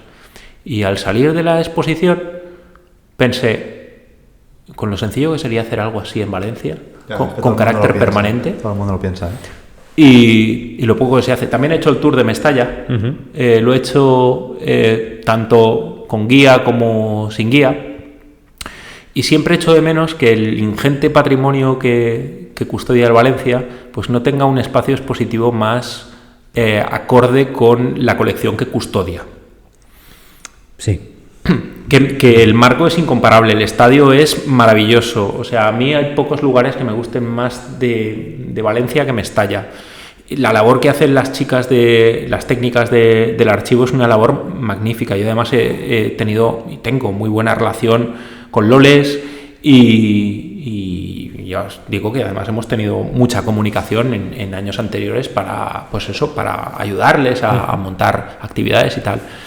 Pero creo que el espacio es excesivamente angosto en algunos lugares, y que a uno se le queda corto lo que ve, siendo, ya os digo, una colección museográfica muy destacada, muy significativa. Pero yo muchas veces pienso, es que, por ejemplo, el Centro del Carmen, que es enorme, que tiene un montón de salas, podría habilitar una sala expositiva concreta para hablar del mundo del fútbol en Valencia, o el Museo de la Ilustración y la Modernidad, el MUBIM, o cualquier espacio amplio en el que se pudiera mostrar pues la colección museográfica que hay. Por ejemplo, el Valencia tiene en custodia una de las mejores colecciones de cuadros, pintura deportiva de los años 30 y 40. El Valencia tiene varios cuadros de Federico Tormo, tiene un cuadro de Juan Macià que se llama El Gol de la Tarde, tiene el famoso cuadro que pintó Martín Vidal a Eduardo Cubells en 1925, que es realmente emocionante de ver.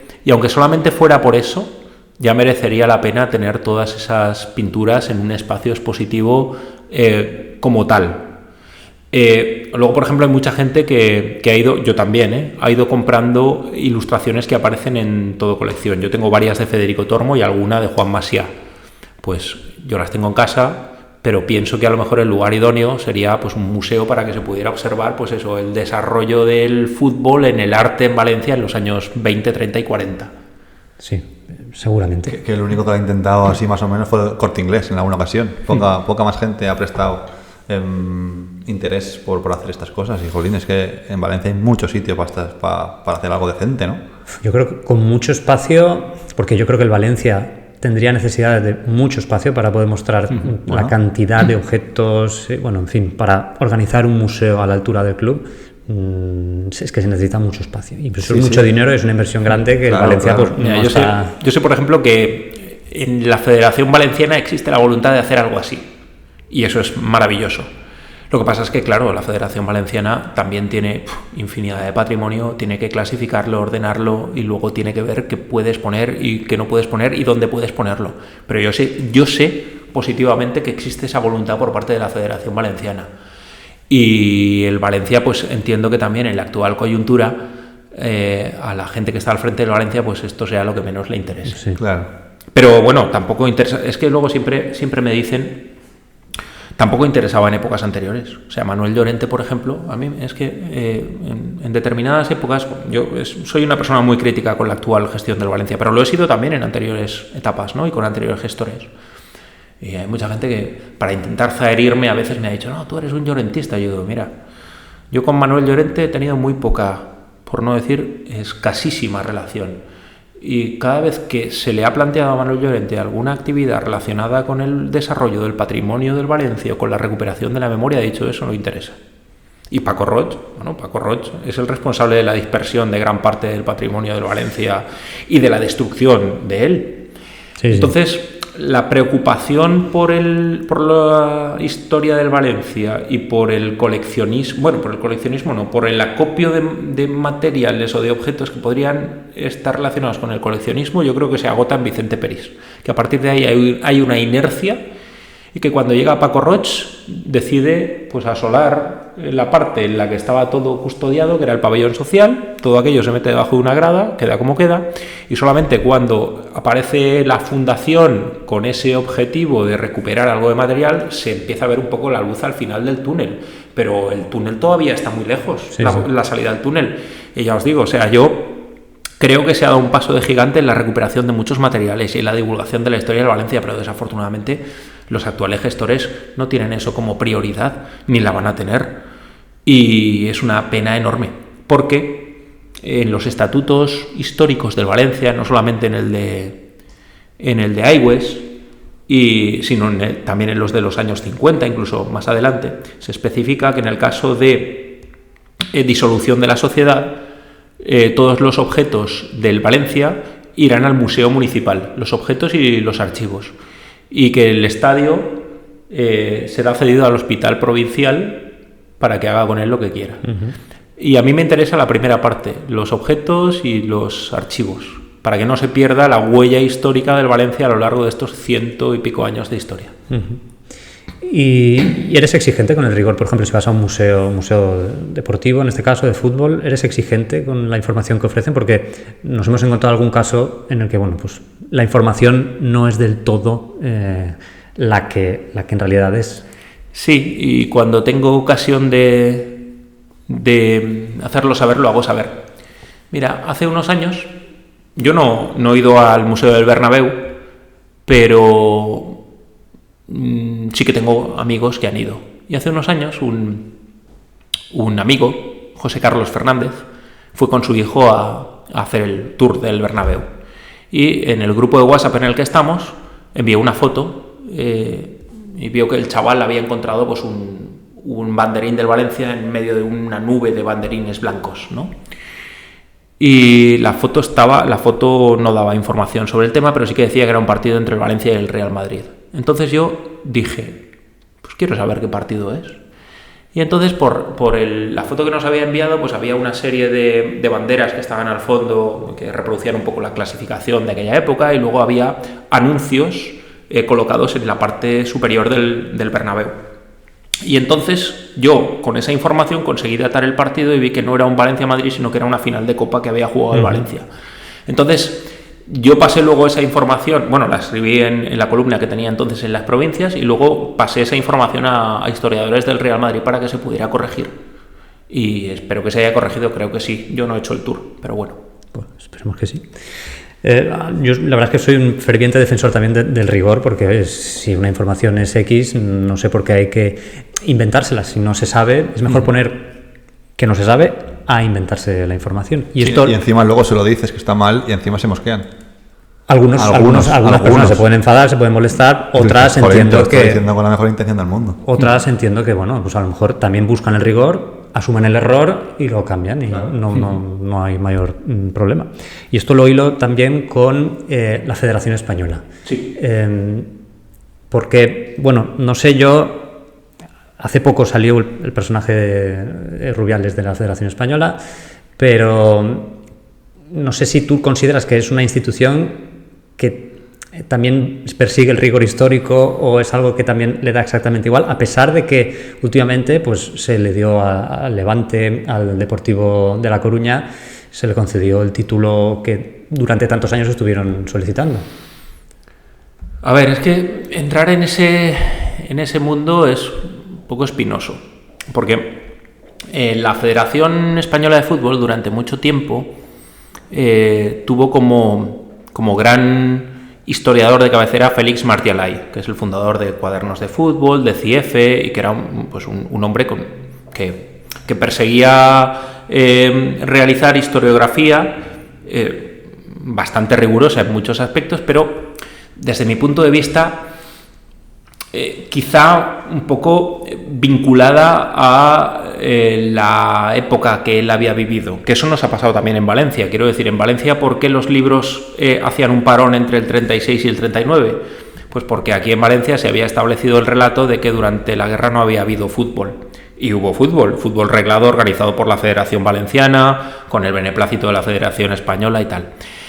Entonces, yo, sin quitarle ningún tipo de valor a las aportaciones que se han hecho durante mucho tiempo en el entorno de la Federación Española de Fútbol, sí que creo que quizá con la incorporación de muchos historiadores, yo no me considero historiador, me considero divulgador de la historia, pero con la incorporación de muchos historiadores y con la abertura de muchas ventanas científicas para el tratamiento del fútbol y del deporte, estamos avanzando mucho y estamos, en cierto modo, también, os está ayudando mucho a que las instituciones y también las sociedades puedan contar la historia de una manera más compleja y más científica, ¿no? Entonces, en ese sentido, yo veo como una ventana abierta a la esperanza la posibilidad de que pues, la Federación reformule su museo con criterios científicos, elabore publicaciones o encargue publicaciones a personas que puedan seguir estos parámetros, aprovechando todo lo bueno que se ha hecho previamente, pero también incorporando pues detalles que por el momento en que se escribieron o por lo que fuera, pues quedaron fuera o fueron obviados.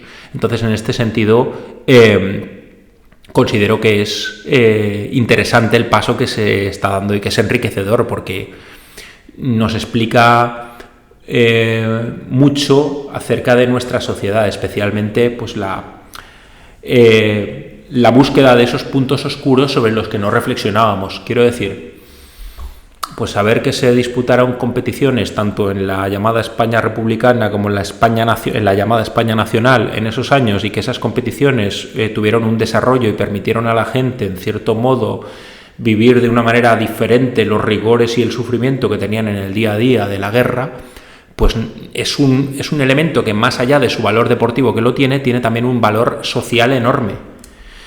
Y luego, además, esto pasa, por ejemplo, con la Copa de la Coronación de 1902, que no tenía rango histórico, la Federación no se lo había ofrecido, o con las Copas Dúplices del año 10 y del año 13, que tampoco tenían ese rango de Copa de Campeonato de España. Entonces, en este sentido, pues bueno, darles un estatus de oficialidad a estos torneos también supone pues reconocer que esos torneos en su momento se disputaron siguiendo una normativa reglamentaria y que sirvieron, además de para desarrollar competiciones deportivas, pues para aliviar a la gente o para entretener a la gente o para divertir a la gente, como pasó pues eso en el caso de la Copa de la Coronación, o que explican los cismas del primer fútbol, como ocurre con las copas del 10 y del 13. ¿Y no crees que la Federación, no sé si esto sucede en Inglaterra, que la Federación sí que tiene una posición en cuanto a temas históricos más, no sé, que se informa un poquito más y que le importa un poquito más que, por ejemplo, los equipos a la hora de establecer su año de fundación, que sean criterios inequívocos y que que tengan una base en donde se pueda sustanciar perfectamente que sea ese el año de fundación. Y hay casos en el fútbol español como el Sevilla o el Villarreal, que son muy comentados en redes sociales, como que mucha gente no está de acuerdo con ese año de fundación que dicen tener. Sí, a ver, lo que ocurre aquí es que sí que existe, por ejemplo, una normativa federativa clara y precisa respecto a las fusiones de clubes, que es otro aspecto que generalmente da también bastante que hablar en las redes sociales.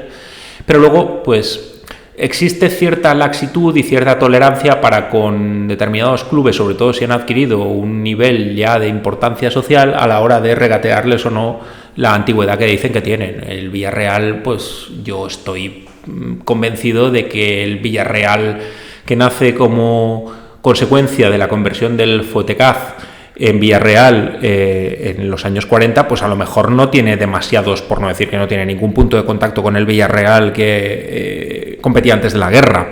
Y luego lo del Sevilla de 1890, pues yo creo que tiene una justificación difícil para establecer la continuidad con un club que se funda a principios del siglo XX. Pero bueno, sí que es cierto que las federaciones hoy en día, por lo menos hasta donde yo sé, explicitan que los clubes en los que existe continuidad de directivos o de socios, aunque no hayan sido registrados en una época antigua, si esos socios estaban en el momento en que se dice que empezó a jugar, o esos directivos, y luego registran oficialmente el club más adelante, pues la federación un poco tolera esa antigüedad, ¿vale? Creo que es el criterio que se sigue hoy en día. Yo, por ejemplo, mira, voy a poneros un caso muy concreto, el caso del Cuenca, del Club Deportivo Cuenca. El Club Deportivo Cuenca es un club del que nos llega históricamente por boca de sus fundadores, que es un club que se funda el 22 de mayo de 1925. Este año nosotros estamos inmersos un poco en la preparación del centenario de la fundación del club, pero Cuenca es un club que es un club amateur de una calle de Valencia que no se federa hasta 1933, que luego viene la guerra y juega un poquito, pero en el año 38 deja de jugar, 39. Luego el Valencia lo absorbe en el año 44 para crear el Mestalla, entra en un hiato y en el año 49 vuelve a competir como club independiente hasta ahora. Yo que me estoy preocupando por intentar reunir testimonios de todas las épocas del club, sí que puedo percibir que el que dice que es fundador del club, el que lo dice que es en 1949, está en 1949, está en los años 30, está en los años 60, está en los años 70, y dice que cuando era niño él y sus amigos jugaban en la calle Cuenca y fundaron este club, y que luego le encargaron a Rino pues la dirección del club, ¿no? Entonces ahí sí que puedes percibir eso, y con estos altibajos administrativos puedes pensar que el club era el mismo. Que luego le puedes dar soporte documental, es imposible, sobre todo en estos clubes modestos. Que luego hay otros clubes que hacen ingeniería futbolística, sí, pues es inevitable. Al Villarreal le va a rentar mucho más decir que es un club centenario que no que es un club fundado a partir de un cambio de nombre en los años 40. Pero eso es dopaje histórico, o sea, yo lo veo así.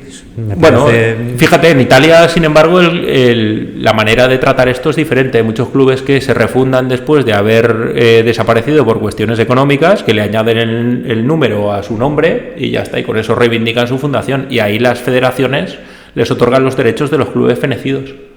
Entonces, sí. No sé. Y en el caso del Levante, en este caso de la Copa de España Libre, yo es que tengo la sensación de que un poco la Federación concede la oficialidad, tanto a él como al Deportivo de La Coruña, un poco para dejarme en paz. Conociendo también al personaje Rubiales, no creo que le interesase mucho estos temas. Dejadme en paz, toma, aquí lo tenéis. Y no sé si están de verdad en la Federación convencidos al 100% de lo que han hecho. Mira, yo de este tema os puedo hablar bastante, porque además el primer estudio completo que se hizo sobre este tema lo hice yo, en la historia de Levante hace ya muchos años, en 2009, que me acarreó críticas y tal. Yo sostengo que el campeonato es un campeonato que se organiza a propuesta del Valencia, pero que cuenta con el beneplácito del secretario general de la Federación Española de Fútbol, que es Ricardo Cabot, ¿vale? Que era un personaje infinitamente más importante que el presidente de la Federación, que era José María Mateos, o que el presidente anterior de la Federación, que se había tenido que esconder porque si no lo mataban en la guerra. Sí que es cierto que esta Copa se jugó con un formato muy particular, porque, por ejemplo, el Barça, que tenía derecho a jugarla, no la jugó y se fue a México, porque jugaron 4 equipos, que eran pues un poco los equipos que se habían clasificado por méritos deportivos en la competición anterior, que fue la Copa del Mediterráneo. Y sí que es cierto también que existe ahí un marasmo en la zona republicana que era un absoluto caos, a todos los niveles, no solamente en el mundo futbolístico, para determinar si esa competición pues es una competición que pudiera tener el estatus de oficialidad que podría haber tenido un campeonato regional o una copa normal en cualquier año. Pero para mí, el respaldo de la Federación Valenciana y de la Catalana y el respaldo inequívoco de Ricardo Cabot, junto con la documentación que ha recabado Emilio Nadal a lo largo de los últimos años, sí que permite que nosotros observemos esa Copa como una Copa como mínimo oficial. Es decir, un torneo que ha organizado una federación, pues generalmente tiene la consideración de oficialidad. Y luego, a mí me interesa mucho también observar más allá del papel administrativo. Es decir, cuando uno se va al Mundo Deportivo, que era el periódico deportivo más importante de España, de los que todavía se publicaban en la guerra, uno observa que el tratamiento que se le da es el de un campeonato oficial. Y cuando uno ve las imágenes que el otro día aparecieron milagrosamente del documental, también observa que se le da un tratamiento oficial. Entonces, en ese sentido, pues yo, aparte del trabajo que hice en su momento, pues estoy contento y estoy feliz también por mis amigos del Levante, porque se le ha conseguido dar esa oficialidad. Que luego entramos en su momento en un debate en ocasiones agrio, ¿no?, respecto al tema, ¿no?, de si debía ser considerado de una manera o de otra. Yo creo que al final la visibilidad del torneo, la concesión de oficialidad del torneo, más allá de que luego se le pueda equiparar de una manera o de otra y tal, es el verdadero logro que se ha sacado de todo esto. Y la federación, pues bueno, la federación ha dado bandazos, porque ya os digo que en su primera argumentación para denegar la oficialidad de la Copa, no la consideración de la Copa como un campeonato de España, sino la oficialidad de la Copa, se apoyó en un informe de CIEFE. Sí. Y CIEFE dijo que no. Es en la época de Villar, ¿no? Exacto. Yo, de hecho, hice un contrainforme en el que explicaba que algunas de las cuestiones que argumentaba CIEFE para invalidar la Copa del Levante, si se aplicaban a la Copa del 39 del Sevilla, a la Copa del 10, a la del 13 o a la de la Coronación, invalidaban también esos torneos como oficiales, y el del Sevilla seguía y sigue formando parte del palmarés oficial, porque el campeonato del Sevilla sí que es cierto que es la culminación de unos campeonatos regionales, pero en los que participan equipos que no tenían club, es decir, equipos militares, hay equipos que se clasifican por motivos, por méritos de guerra, digámoslo así. Al final fue Sevilla-Ferrol, ¿no? Racing de Ferrol. Sevilla-Racing de Ferrol, y además los clubes juegan con jugadores que no eran suyos. De hecho, Lelé jugó en el Racing de Ferrol, ¿no? Y Bertolí. Los dos.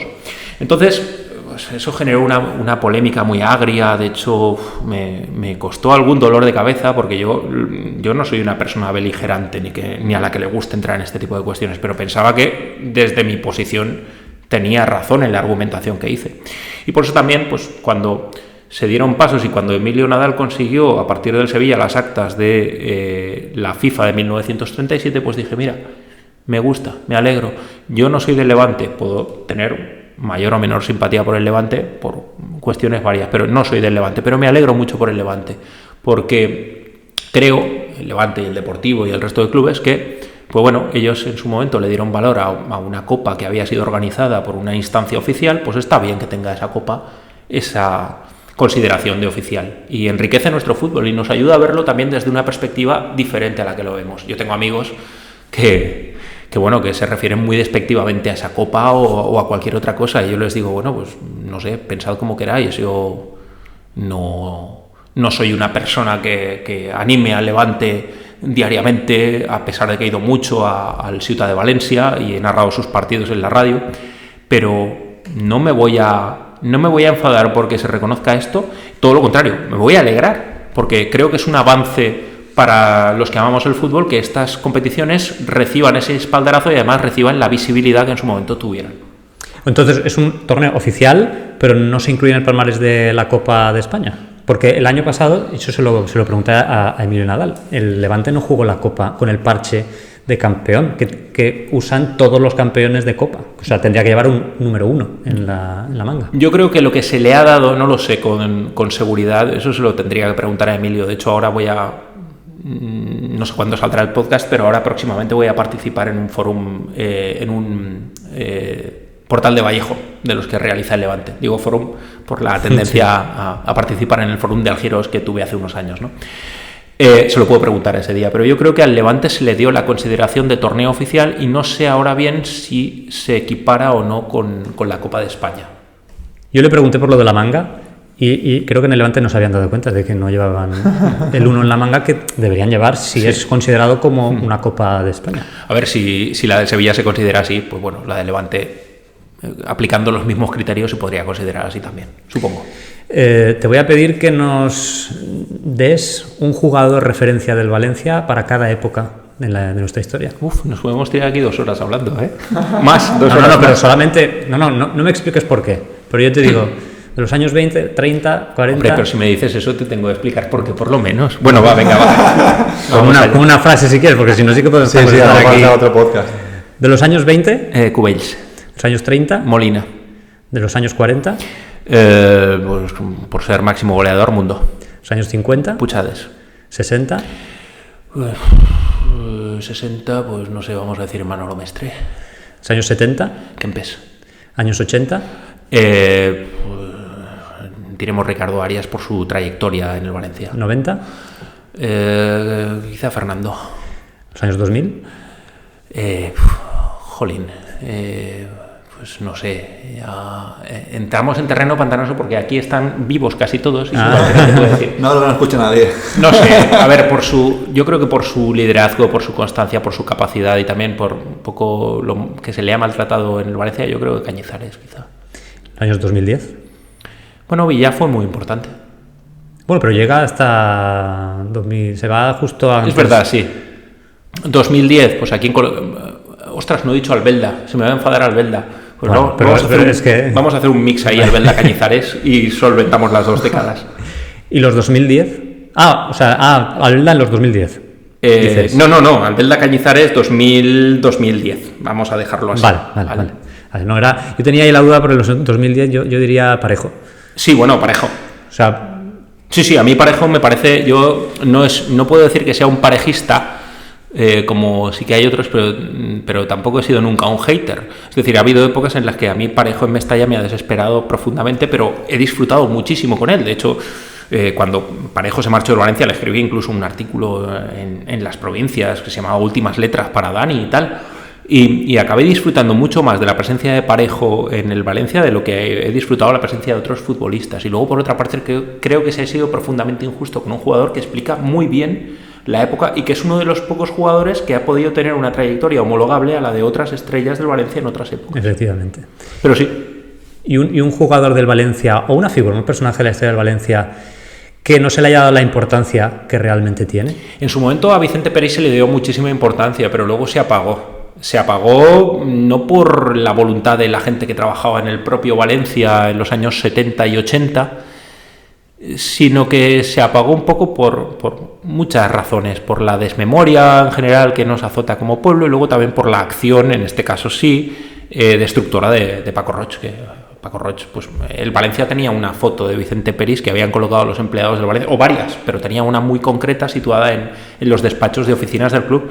Y cuando se tiraron abajo y el Valencia se fue trasladando de una oficina en otra, pues esa foto no se repuso. Y esa foto significaba hacer honor a un personaje que estuvo en el Valencia desde 1939 hasta 1972, que encabezó la revolución o la reconversión del Valencia de un club moderno en los años 30 a un club moderno en los años 70, y que fue una persona que entendió perfectamente al Valencia como sujeto social de Valencia y de su comunidad, ¿no? Yo esto lo he hablado muchas veces y lo hemos reivindicado continuamente, y lo hablo con Merchina, con su hija, frecuentemente. Es que le digo, es que tu padre tuvo la visión de encaminar al Valencia hacia América Latina, de retomar el puente que se había roto con México, por ejemplo. Es la persona que tiene la idea de reintroducir el programa de mano, que era un elemento de máxima modernidad en el Valencia. Es una persona que tiene la voluntad de crear un Valencia moderno en cada momento de su historia. Y yo estoy convencido de que si él no hubiera fallecido tan joven, pues el Valencia pues hubiera seguido quizá un camino diferente. Y creo que es una figura a la que se ha recuperado de una manera muy intensa en los últimos años. Pues bueno, colocamos una placa en su lugar de nacimiento, le hicimos una semana de homenaje con motivo del 50 aniversario de su muerte, lo reivindicamos continuamente, pero creo que esa reivindicación nunca se agota, es una reivindicación que tiene que ser continua.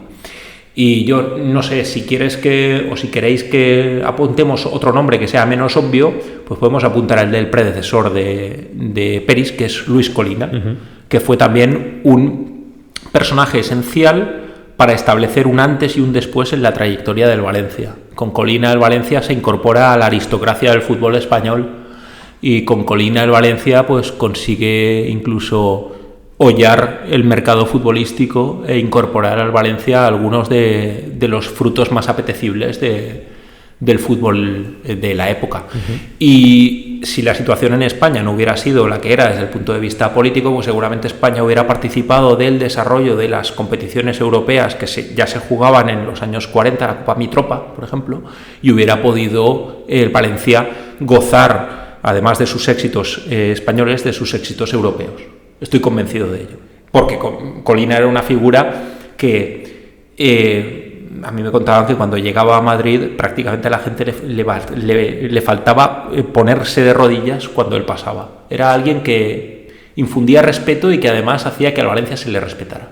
Si Vicente Peris no hubiese fallecido en 1972, el Valencia hubiese recuperado el Fútbol Club, seguro, en su denominación. Seguro, estoy convencido también de ello. También lo he hablado con Merchina. Hace unos años nosotros incluso encabezamos una campaña para la recuperación de la denominación histórica. Nos hicieron muy poco caso. Ahora ya creo que es imposible. No, ahora es imposible. No nos van a hacer. No, si en aquella época nos hicieron muy poco, ahora no nos van a hacer ningún caso.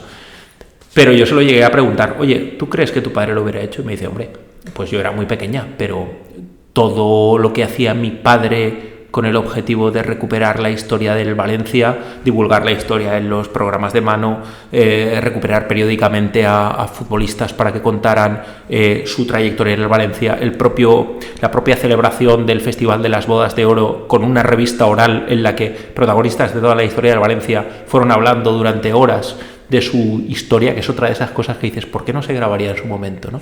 Pues todo esto hacía indicar que Peris estaba en la línea de recuperar la historia del Valencia de una manera potente.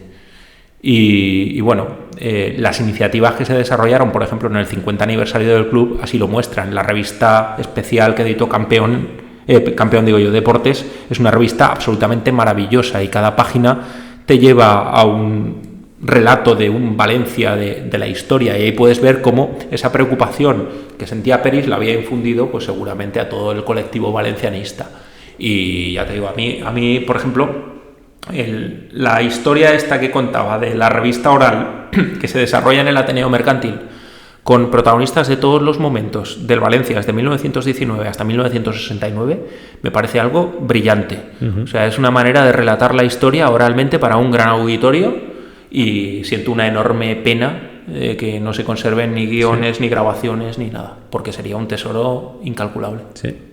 Yo tengo un par de pedradas históricas con el Valencia, que es una Trofeo Naranja y otra la Intertoto. O sea, no entiendo cómo el Valencia no cuenta esas primeras 4 ediciones del Trofeo Naranja, porque para mí es Trofeo Naranja como tal, y el Valencia no lo cuenta. Sin embargo, siempre le gusta contar que Pelé marcó el primer gol del Trofeo Naranja, pero a la misma vez dicen que ese no era el primer partido del Trofeo Naranja. En fin.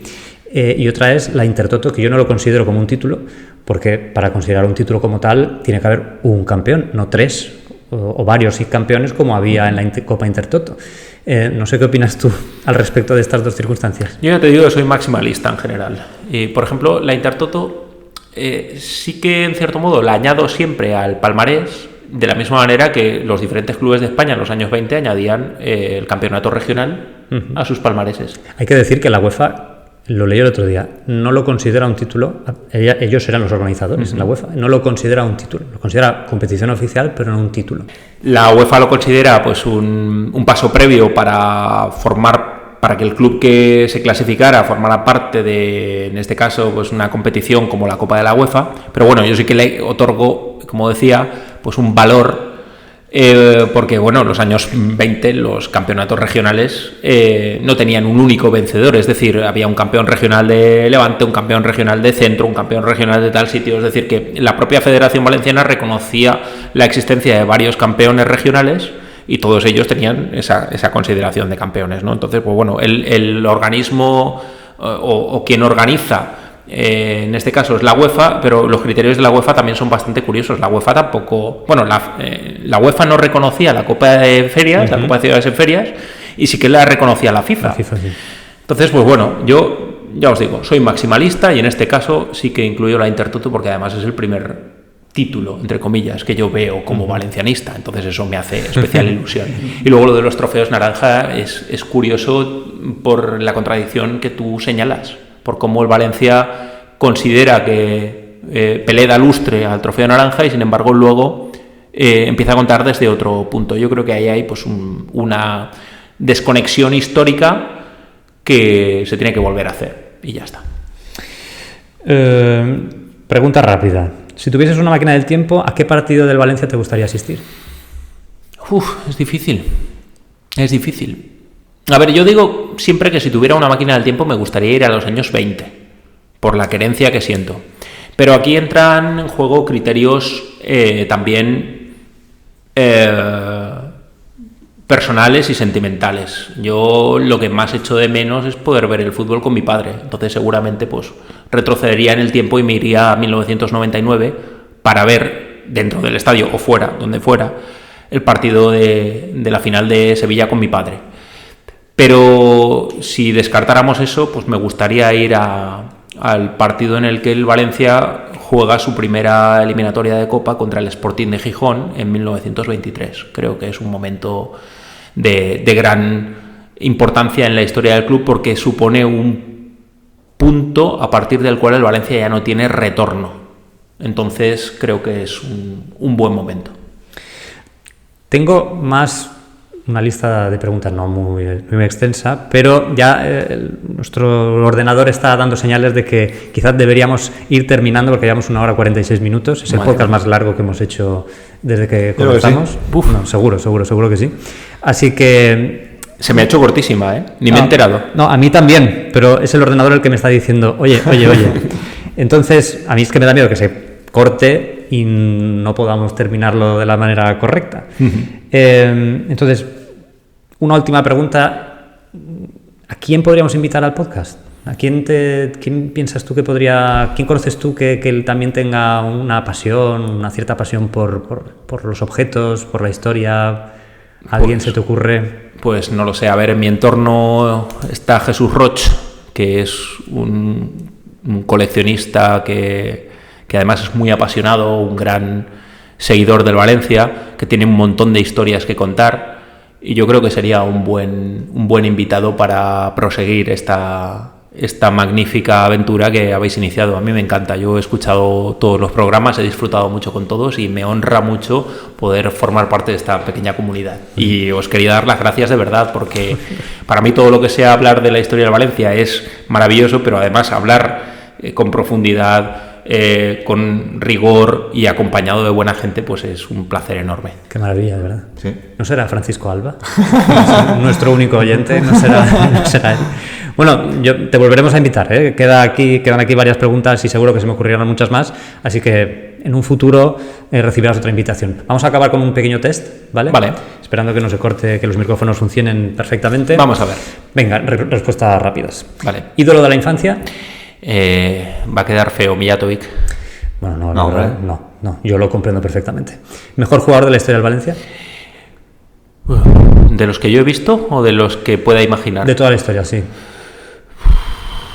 Puchades. ¿Y de los que has visto? Mijatovic. ¿Primer recuerdo en Mestalla? Un partido que no soy capaz de situar, pero un partido en el que a Víctor Espárrago se le protesta desde la grada. Es, por lo tanto, final de la temporada 90-91. Primer partido que recuerdo con resultado concreto es un Valencia 6, Arnedo 1 de Copa del Rey.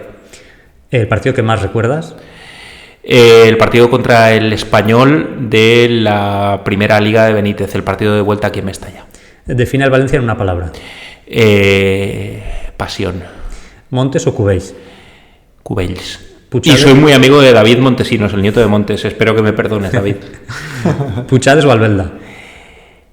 Puchades, por la significación internacional que tuvo Puchades, que fue nombrado mejor centrocampista del mundo junto con Obdulio Varela en el Mundial 50. Y eso estaba al alcance de muy poca gente en aquella época y lo sigue estando hoy en día. Y Albelda lo entiende perfectamente, ¿eh?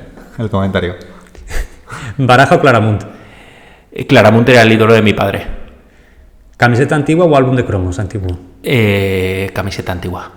La camiseta de Maradona vendida por 8 millones de euros, ¿crees que los vale? No.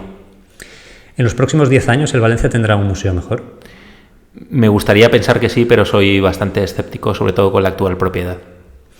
Sí, la verdad es que tendremos que esperar a ver si hay algún cambio para ver si también se producen cambios con respecto a todo lo que tiene que ver con el museo. Bueno, pues ha sido un placer, casi 2 horas de podcast, 1 hora 50. Ha sido un placer absoluto tenerte aquí. La verdad es que eres una persona a la que admiro enormemente porque eres todo lo que a mí me hubiese gustado ser, ¿eh? O sea, esa pasión con la que estudias, con la que investigas, a mí me gustaría tenerla. No... Luego vamos a extractar esta declaración y se la vamos a enviar a mi madre, que mi madre cuando empecé con todo esto decía que para qué perdía el tiempo ocupándome de estas cosas. No es tiempo perdido. Hay gente a la que le interesa y yo agradezco muchísimo que investigues y que luego publiques artículos o tus libros para poder enriquecerse uno con la historia de Valencia que muchas veces no conocemos.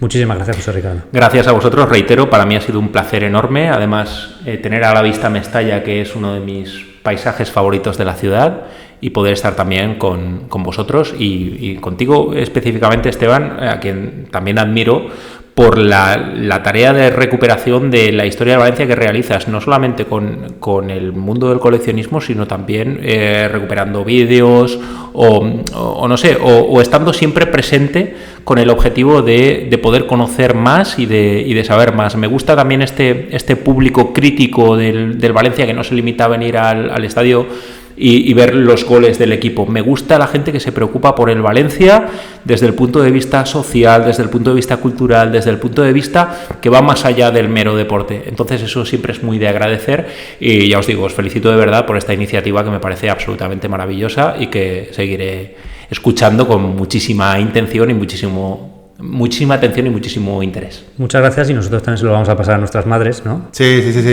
Es un podcast para valientes. El que termine el podcast que lo comente, ¿eh? Bueno, yo acabé el podcast. Sí. No, la verdad es que sí es café para cafeteros. Muchas gracias a los dos, a todos por estar aquí, a todos los que nos habéis escuchado y nos volvemos a escuchar a final de mes en nuestro habitual capítulo con Pablo, que hoy no ha podido estar aquí por problemas de salud. Esperemos que todo vaya bien y que le escuchemos a finales de noviembre. Muchas gracias a todos. Hasta luego. Hasta luego.